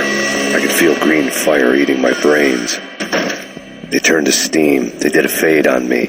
I'd never had a chance. The witch had got me just as sure as if she put a gun to my head and pulled the trigger. The shadows rushed me. Bruised mugshot faces hungry for revenge. They knew my weak spots and closed in for the kill. The floor turned into a vortex of green blood. I fell. The flesh of fallen angels.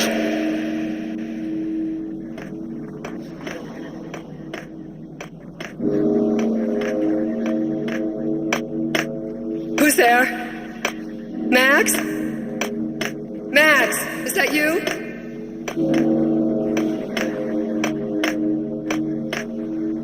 Max? Where are you, Max? Please.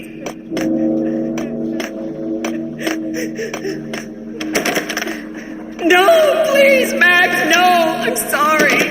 Please don't, Max, no, please.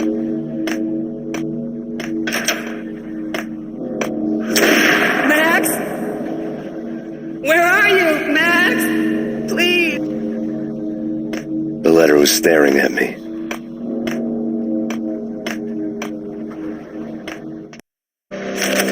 There was something disturbingly familiar about the letter before me. The handwriting was all pretty curves. You're in a graphic novel.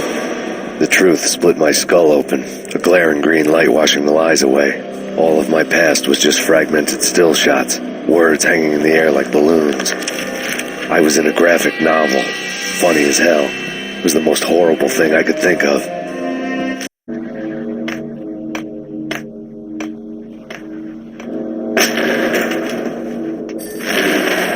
The weird piece of paper looked dangerous. There was something disturbingly familiar about the letter before me. The handwriting was all pretty curves. You're in a computer game, Max. The truth was a burning green crack through my brain, weapon statistics hanging in the air, glimpsed out of the corner of my eye, endless repetition of the act of shooting, time slowing down to show off my moves, the paranoid feel of someone controlling my every step. I was in a computer game. Funny as hell, it was the most horrible thing I could think of.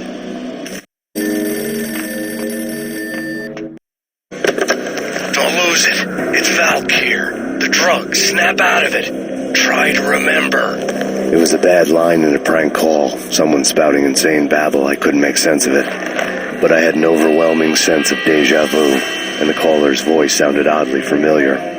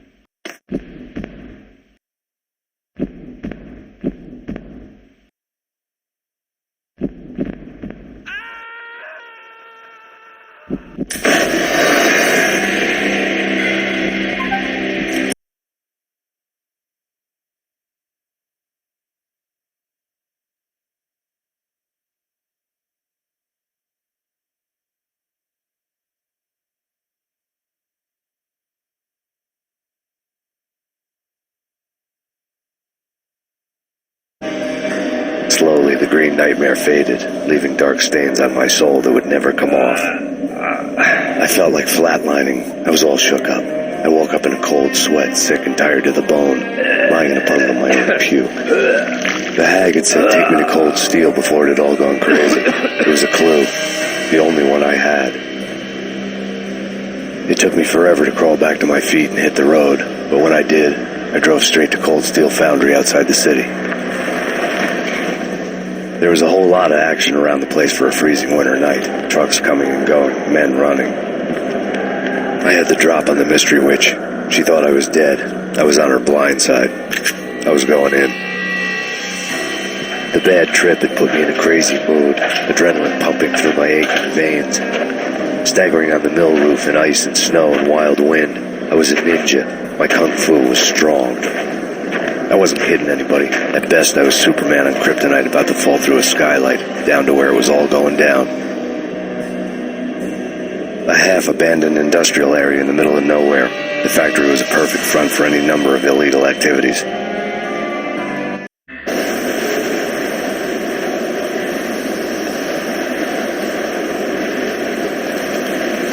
In the belly of the plant, molten metal boiled and bubbled like a witch's brew.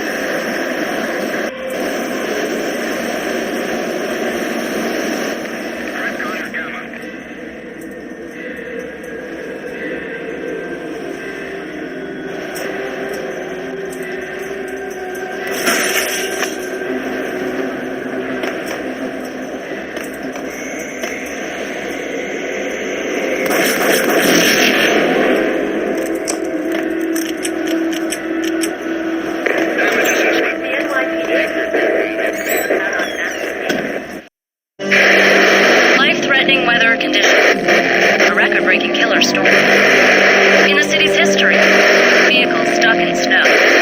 Heavy snowfall. Forecast shows severe weather is expected to continue. Out in the night, snow fell like confetti over the Devil's Parade. The storm was anything but over.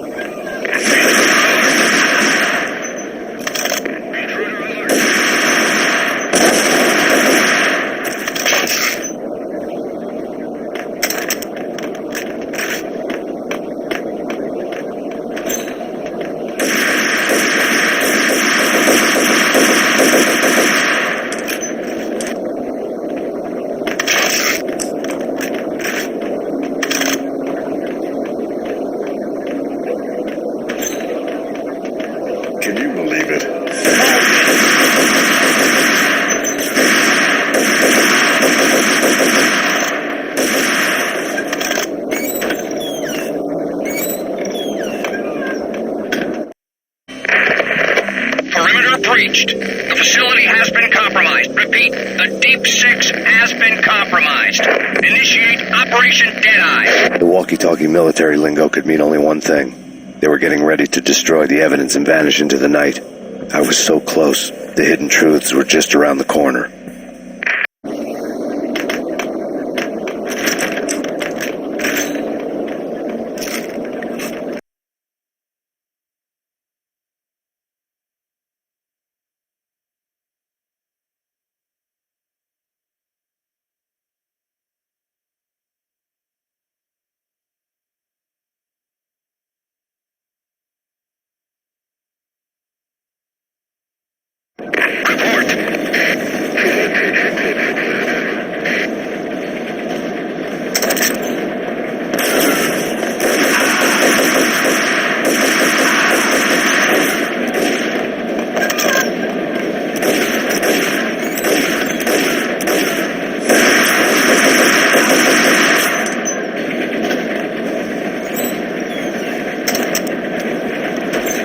Folder on the table told a grim tale. The mercenaries were running a tight operation, paperwork and all. Merchandise missing again. A chemist had tried to smuggle it out for his own private party. Locked him up in cell B7 in D6's old test facility to wait for proper processing. I was close enough to hear the secrets, just beyond the next doorway.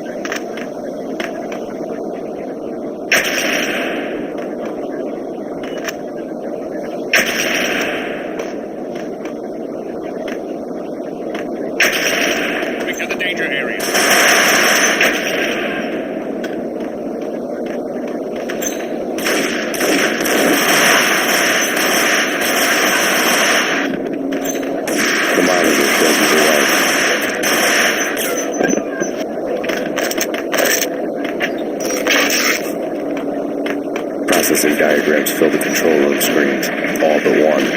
An elevator titled D6 on one of the screens. Somewhere onwards, past rows of ovens, in the core of the plant.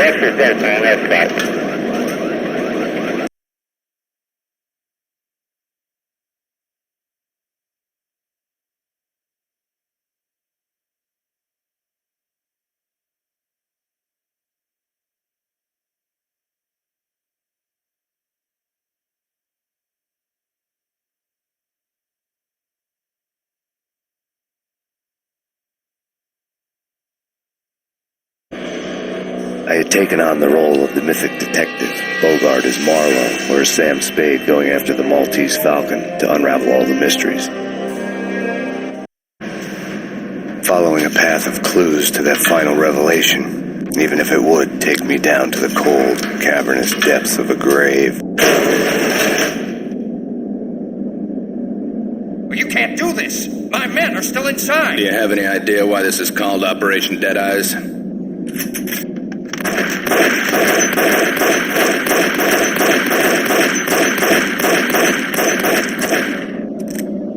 I think he's dead already. Let's do it.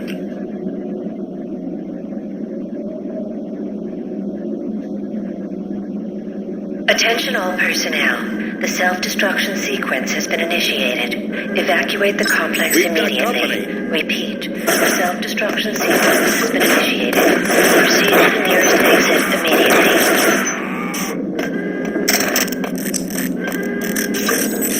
I had seen the logo on the floor before. There was an old army bunker under the steel mill. I knew the military plaque on the floor. I had seen 1,000 variations of the insignia on crumbling brick walls everywhere in the city. The sword replaced by a syringe. Project Valhalla, V for Valkyr, V for Valhalla. All of a sudden it read like a crackpot conspiracy theory.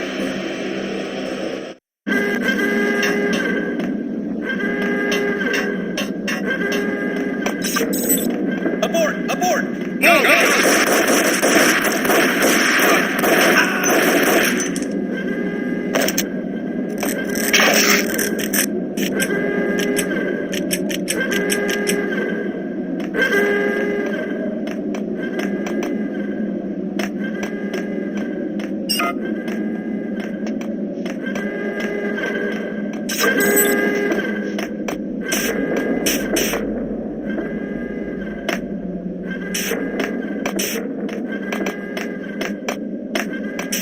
Attention all personnel.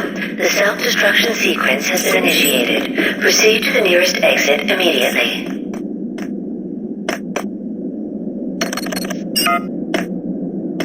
Like everything else in the Valkyr case, the door code was a mystery to me.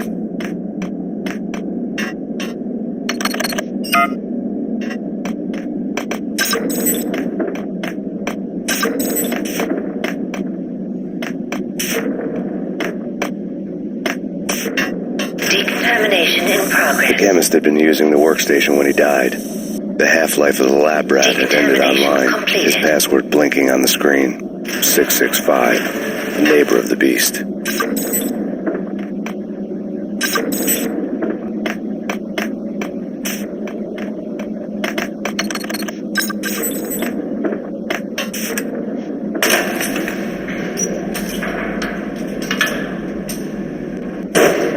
Attention all personnel. The self-destruction sequence has been initiated. Proceed to the nearest exit immediately.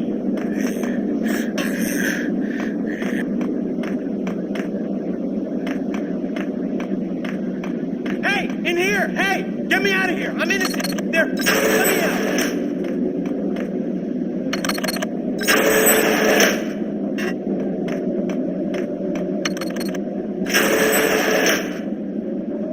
Thanks! I thought I was gonna die in there for sure. I need you to get me through the decontamination chamber airlock. You're crazy! No way! The place is blowing up, for Christ's sakes! Either that or back to the cell. Your choice. Okay, okay, I'll do it. I'll do it.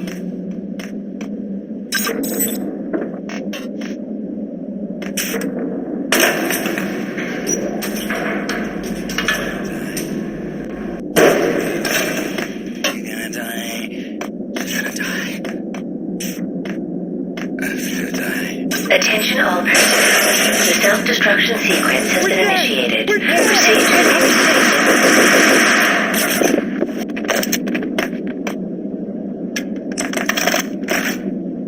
Attention all personnel. The self-destruction sequence has been initiated. Proceed to the nearest exit immediately. Get in! I'll punch you through. After this, you can go. Decontamination in progress. Bad. Decontamination.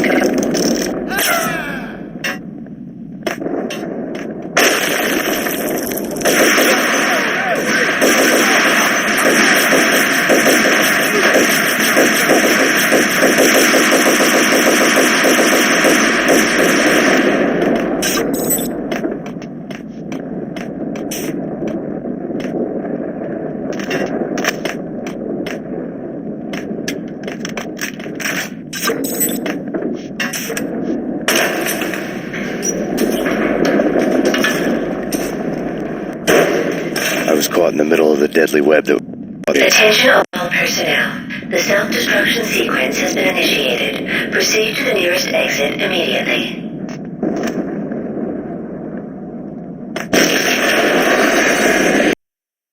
I was caught in the middle of the deadly web that was the valve to the case.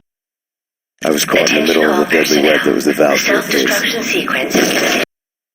I was caught in the middle of the deadly web that was the valve to the case. Self-destruction sequence has been initiated. Proceed to the nearest exit immediately. I was caught in the middle of the deadly web that was the valve to the case. Self-destruction sequence has been initiated. Proceed to the nearest exit immediately. I was caught in the middle of the deadly web that was the valve to the case. Self-destruction sequence has been initiated. I was caught in the middle of the deadly web that was the valve to the case. Self-destruction sequence has been initiated. Proceed to the nearest exit immediately.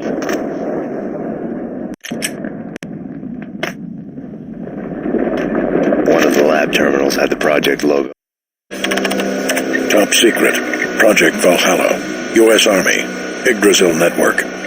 Valhalla, the otherworldly place in Norse mythology where the bravest heroes spent their afterlife feasting and fighting forever, their wounds miraculously healed night after night.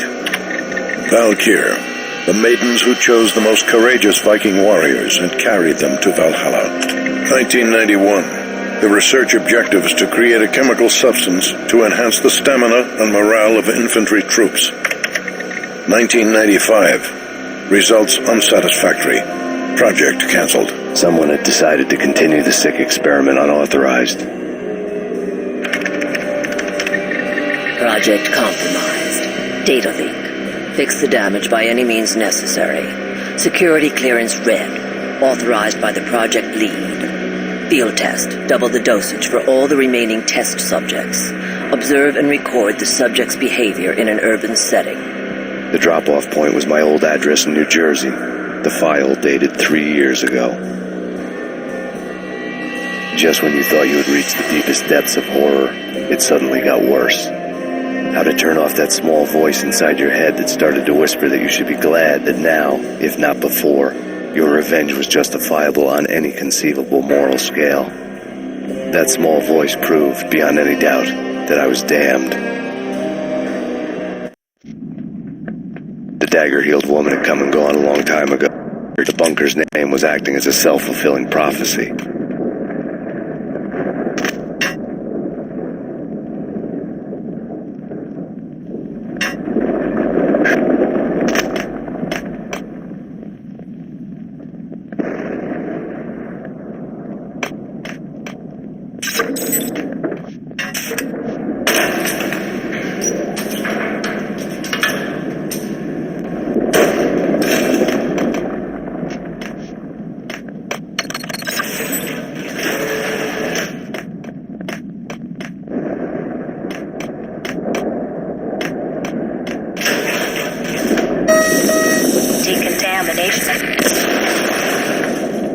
Self-destruction imminent.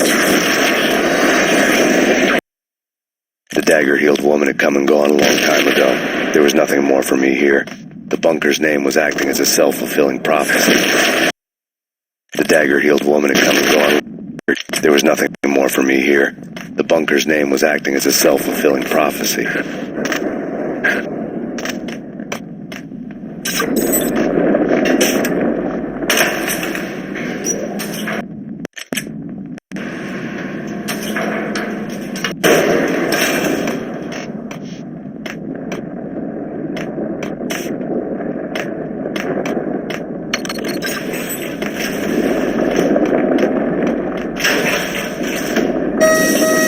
Decontamination.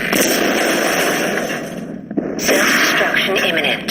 30, 29, 28, 27, 26, 25, 24, 23, 22, 21, 20, 19, 18, 17, 16, 15, 14, 13, 12, 11, 10, 9, 8,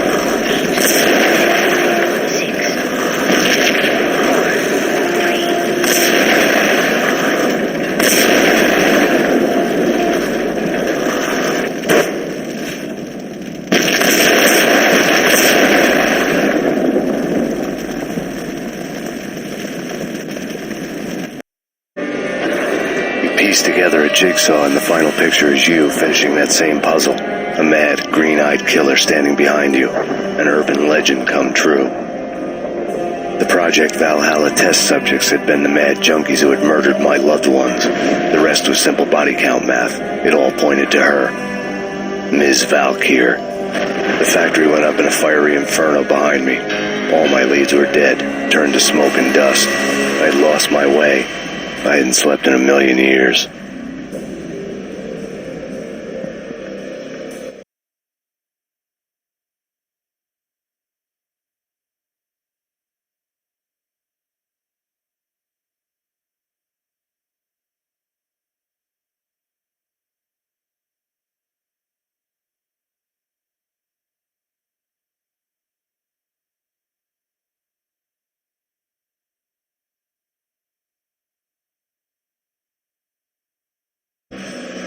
I felt thin as death.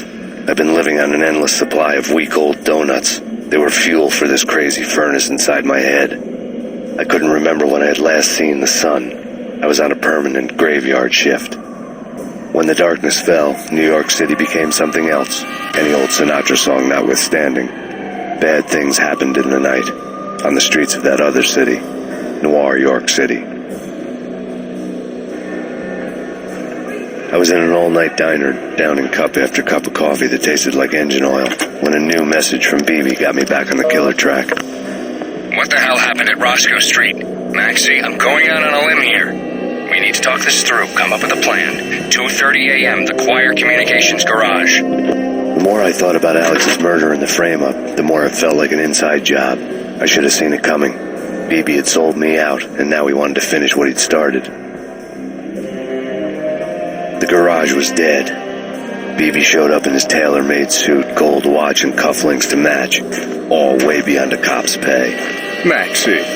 Losing suave charm, he was guilty as hell. What the hell does BB stand for anyway?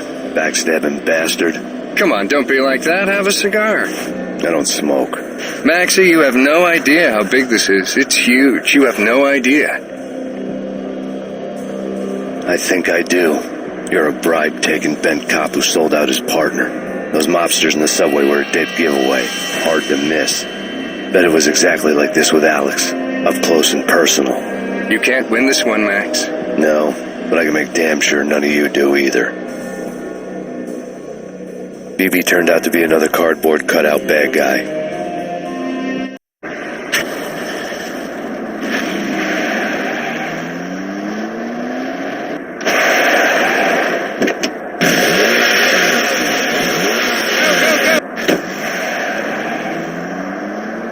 Bad cop on the take, a cowardly right-hand man fleeing from the scene, leaving his paid thugs to do his dirty work.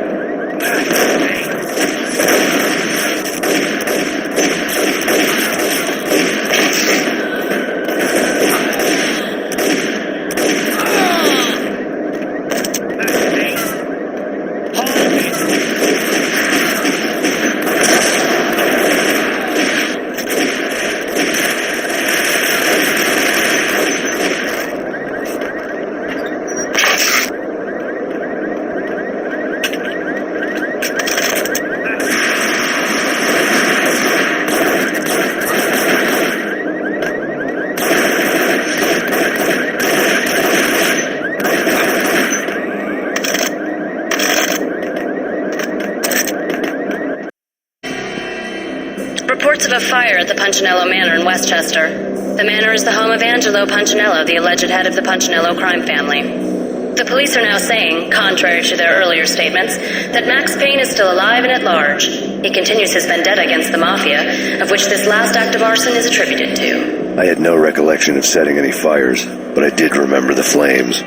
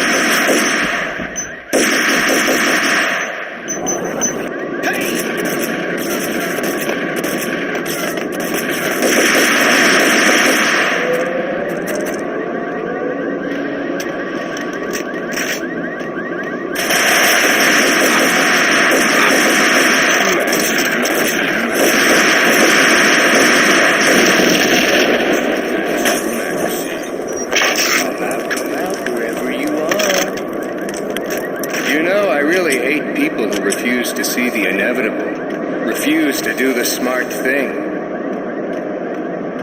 No, I just do the right thing.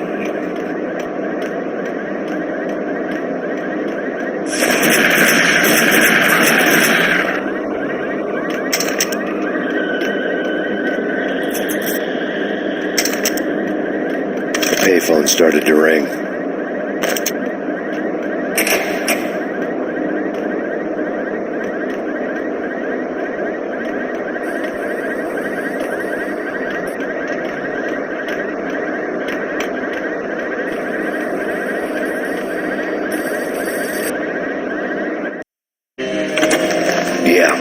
Max Payne. Whatever does it for you.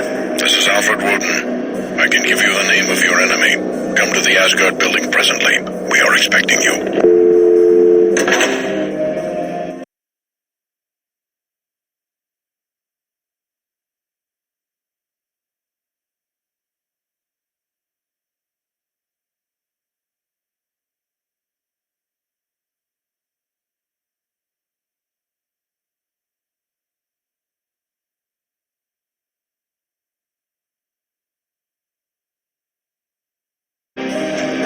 Woden was waiting for me on the steps of the old building. Mr. Payne, let's go inside. The others are anxious to begin. The others? Despite the general misconception, this building actually predates the City Hall by 2 years, thus being the oldest municipal building still in use here at the foot of the Brooklyn Bridge. No kidding. The old man played tour guide as he led me through a dark, domed hall. The answers I was after loomed large ahead. Mr. Payne, I would like to introduce you to my colleagues in what we call the Inner Circle. You've been watching too much X-Files. You have seen the files on Project Valhalla. We can fill the gaps, provide you with the information missing from those files. We were all involved in the early stages of the project during the Gulf War. What's the catch? We would very much like to blow this thing wide open, but our hands are tied. Her name is Nicole Horn. She was the key figure in Project Valhalla. When the funding was discontinued, she simply refused to quit. She knew exactly what she had in her hands. Nicole Horn is the president of Acer Corporation. She has more than half the city in her pocket. This must be kept under wraps. If you try to go public with this, we will deny any knowledge. We need you to take her out. Afterwards, we can protect you. Make all the charges go away. That was the cue for the killer suits to kick in the doors and swarm inside. It was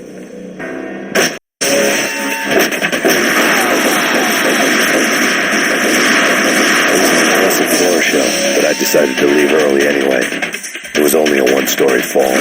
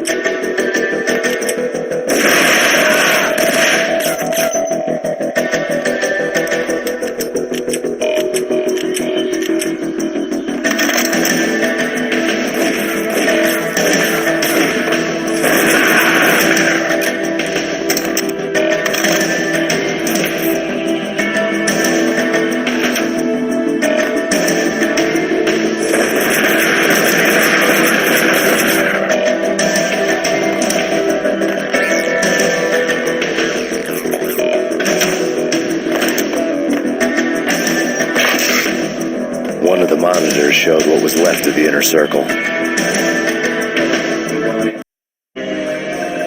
On screen, the so-called corpse of Alfred Woden stood up, miraculously waking from his dirt nap, looking smug among his dead pals. In the land of the blind, the one-eyed man is king. I didn't know how he'd pulled it off, but it was a pretty slick way to get out of all his promises. Most of what he had said fit too well to be a load of crap.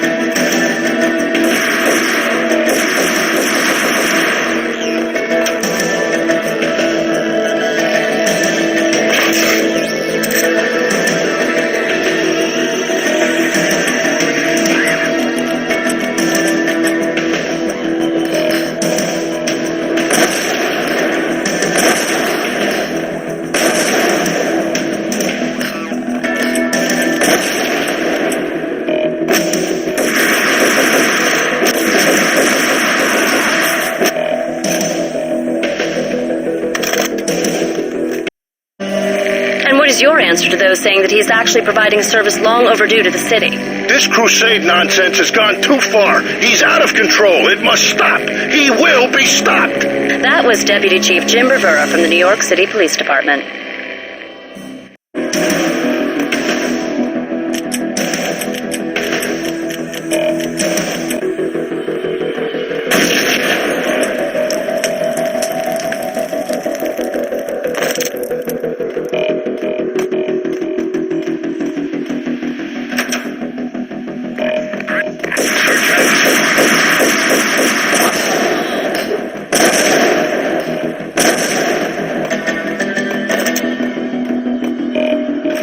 Videotape lay on the desk.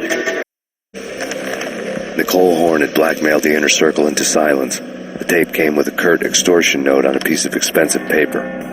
I remembered Candy Dawn taping her clients in action on the side, selling the tapes to the highest bidder. I was sure that kinky sex was nowhere near Alfred Woden's worst sin, but I had a feeling that when this was over, any collateral would come in handy. Woden had left me a present. Woden had taken care of my mission preps with military precision. The critical areas in the Acer Corporation headquarters blueprints were circled in red. The president's office was at the top of the building, right below her penthouse suite. The elevators were controlled by a security computer, part of the mainframe located underground below the building. The high-rise was sealed as tight as a sci-fi fortress.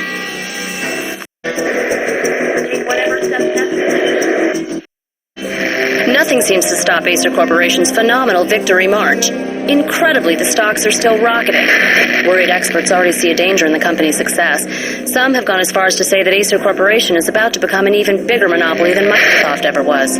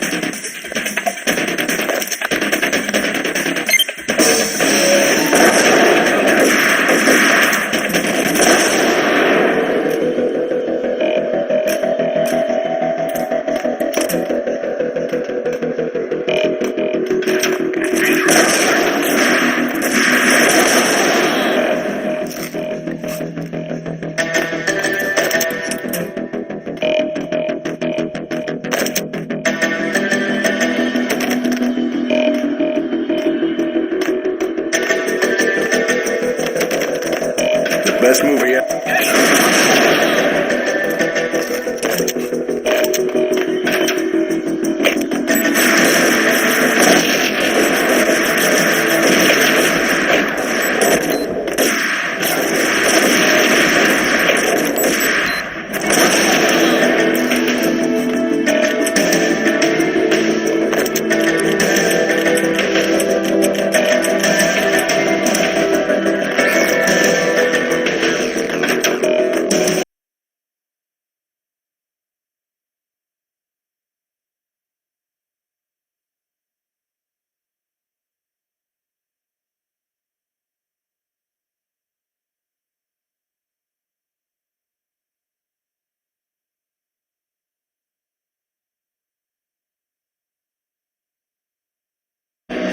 I had dreamed of revenge. Those dreams were always nightmares, of coming close and then failing. Now I was close. I had a name to guide me, Nicole Horn. I had nothing to lose. The inner circle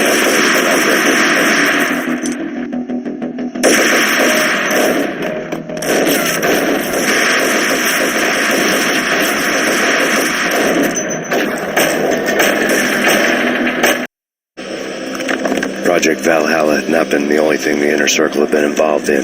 There were rows of cabinets full of files. The Serpentine Secret Society went back a long way, always pulling strings from the shadows. I couldn't say I was sorry. Woden's move in some Byzantine power game had cut the Circle's membership roster to 1. The old man wanted me on cleanup duty. It was my mess, too.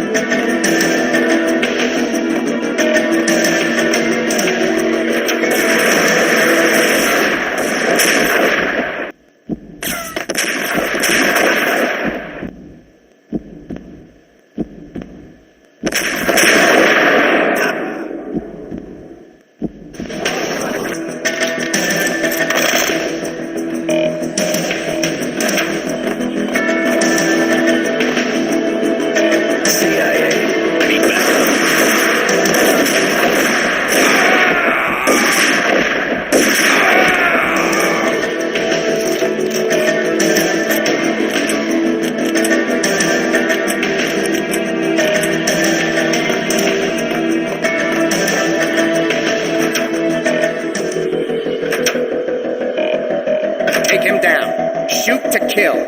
Let's finish this.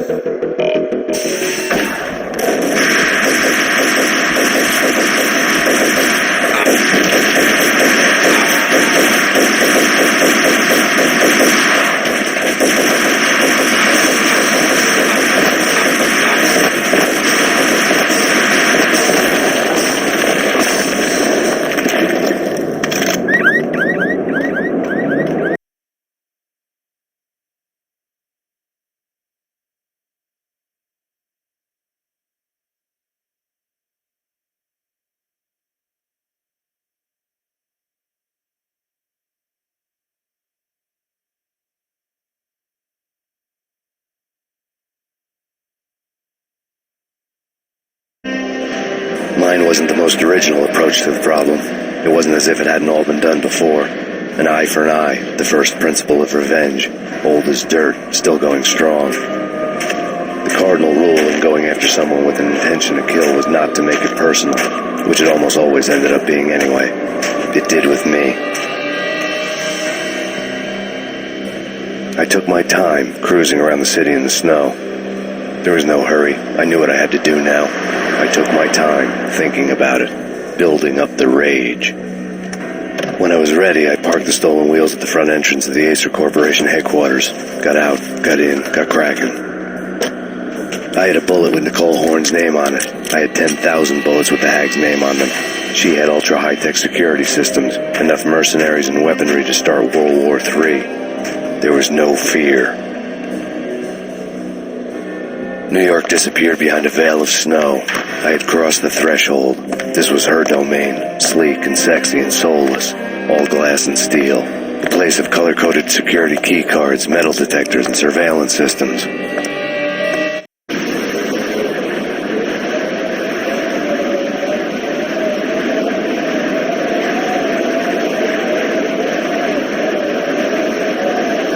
Colder than a walk-in fridge. Cold as a gun.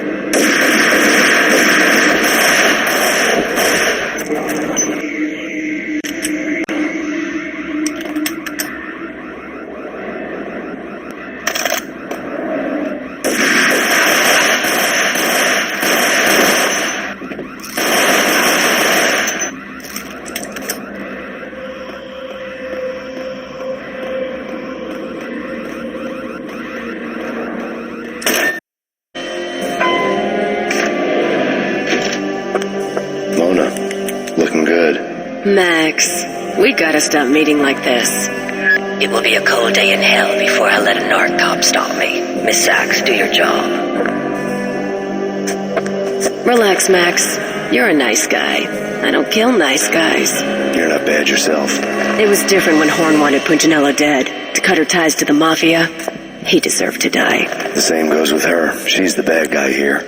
Her sister was whispering to her in my favor. I knew the appetites of ghosts intimately. They hungered for revenge.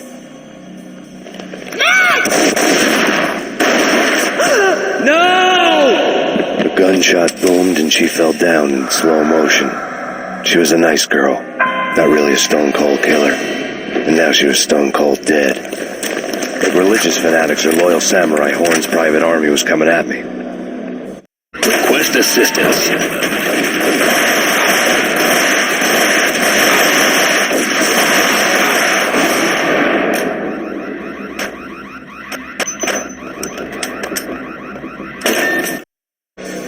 When the elevator came back down, Mona was gone. There was a lot of blood, but no body. Something clicked for the final time. My mind had never been so clear, as if somewhere high above the storm clouds were already gone, cold stars blazing from the black skies.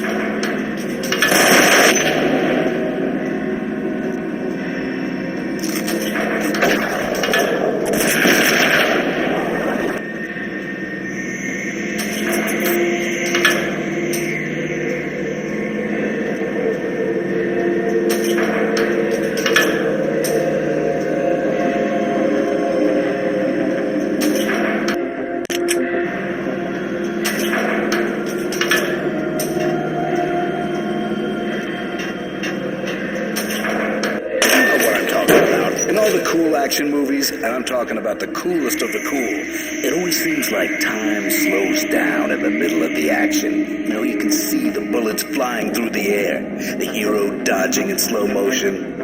Oh man, it would be so cool to be able to do that. Bullet time, that's what they call it.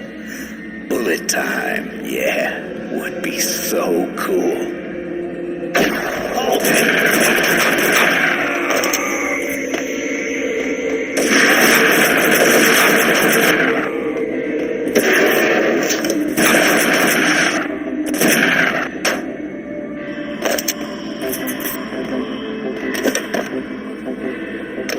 I had elevator access to the mainframe. From there, I'd be able to grab the security locks and get to the office.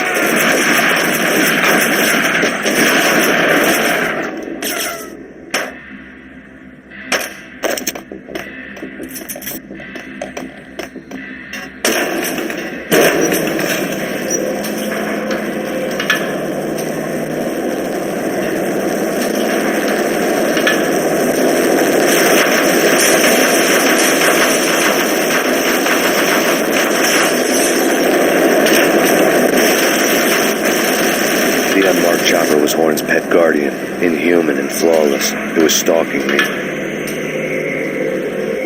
Not to be stereotyped. I'm not a cold-blooded killer. Halt! Bastard!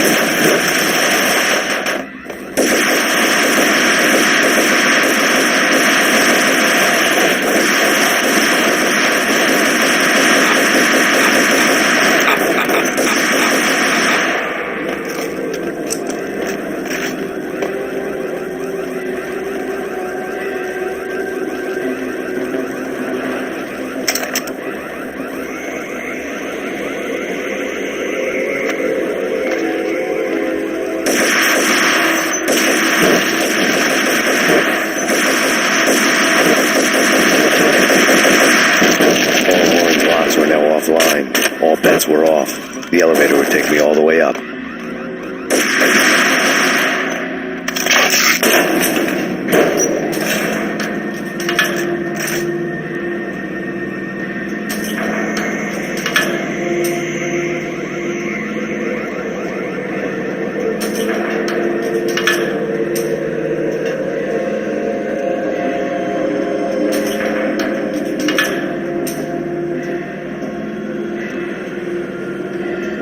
Seen from this height, the night seemed to stretch on to eternity. A hint of desperation crept into the snowstorm. Someone was trying to get it all out before the end.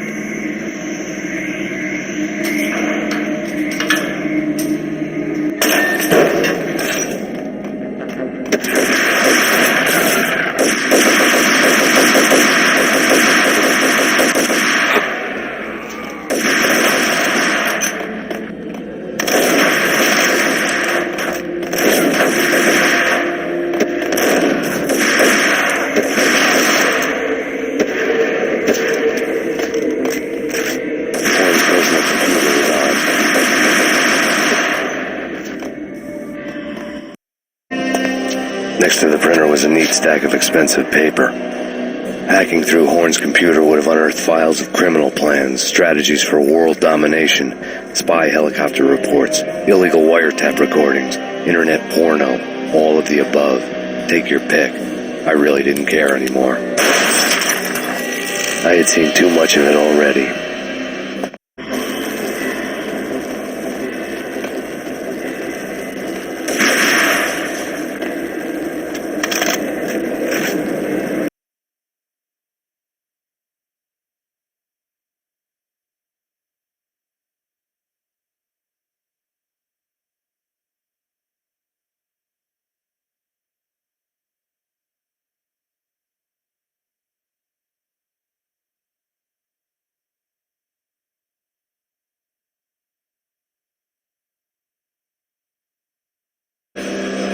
Valkyr had been meant to be a white-winged maiden that would lift you to a warrior's heaven, but it turned out to be a one-way demon ride to hell.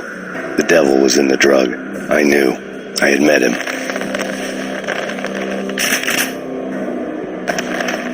And now I was going to kill her, the queen of the underworld who had tried to lift herself a bit closer to heaven with her drug money. No begging, no bribes. She knew better.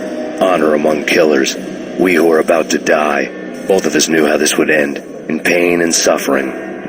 All this because your wife stuck her nose into things that were none of her business. The cops were coming to take me away. The sirens were like a bad conscience I couldn't shake. It's ridiculous you've made it this far. You won't be alive when they get here.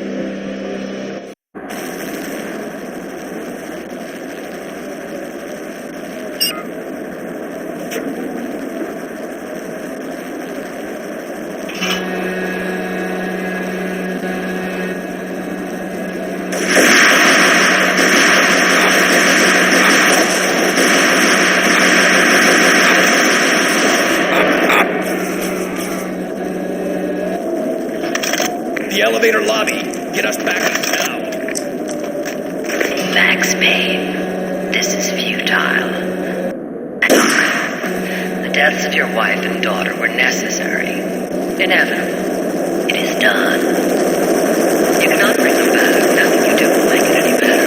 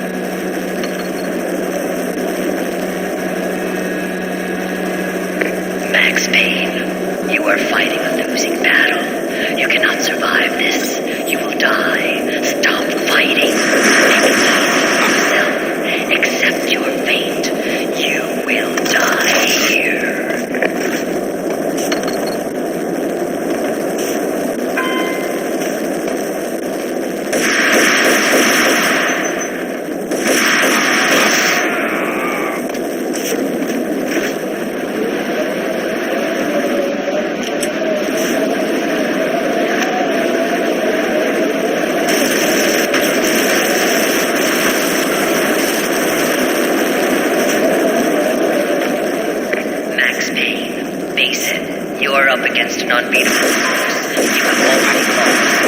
You have lost. Send you free from your pain. Accept it. Surrender.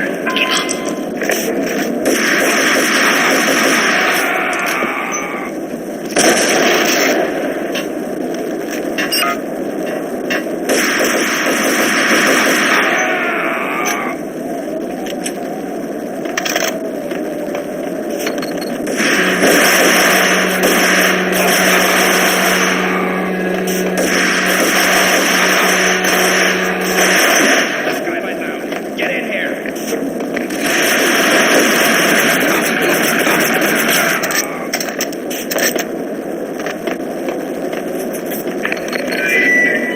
What do you mean he's unstoppable? When it counts, you are better trained than now 21 to your job.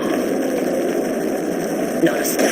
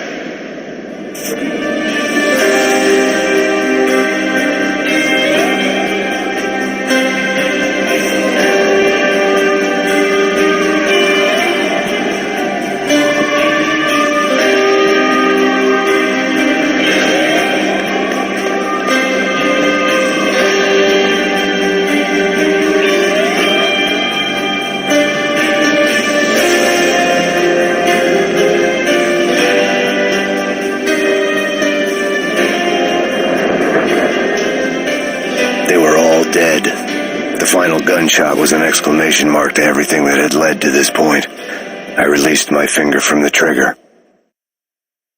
And then it was all over. The storm seemed to lose its frenzy. The ragged clouds gave way to the stars above. Max Payne, this is Deputy Chief Jim Bravura from the NYPD. We've got the building surrounded. Throw down your weapons and lie down with your hands behind your head. A bit closer to heaven.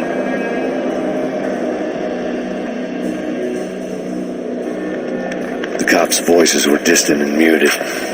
Freeze! NYPD! Hold it right there! My ghosts released me from their haunting. Down below, New York City glittered like diamonds on black velvet. You gave us one hell of a ride. Take him down to Central Booking. You heard the man. Woden was there in the crowd, standing by the sidelines. It wouldn't be over till the man with the patch would say so. He'd say the right words. I knew he would. He'd better. Woden grinned smugly. It was the grin of a winner. That made two of us.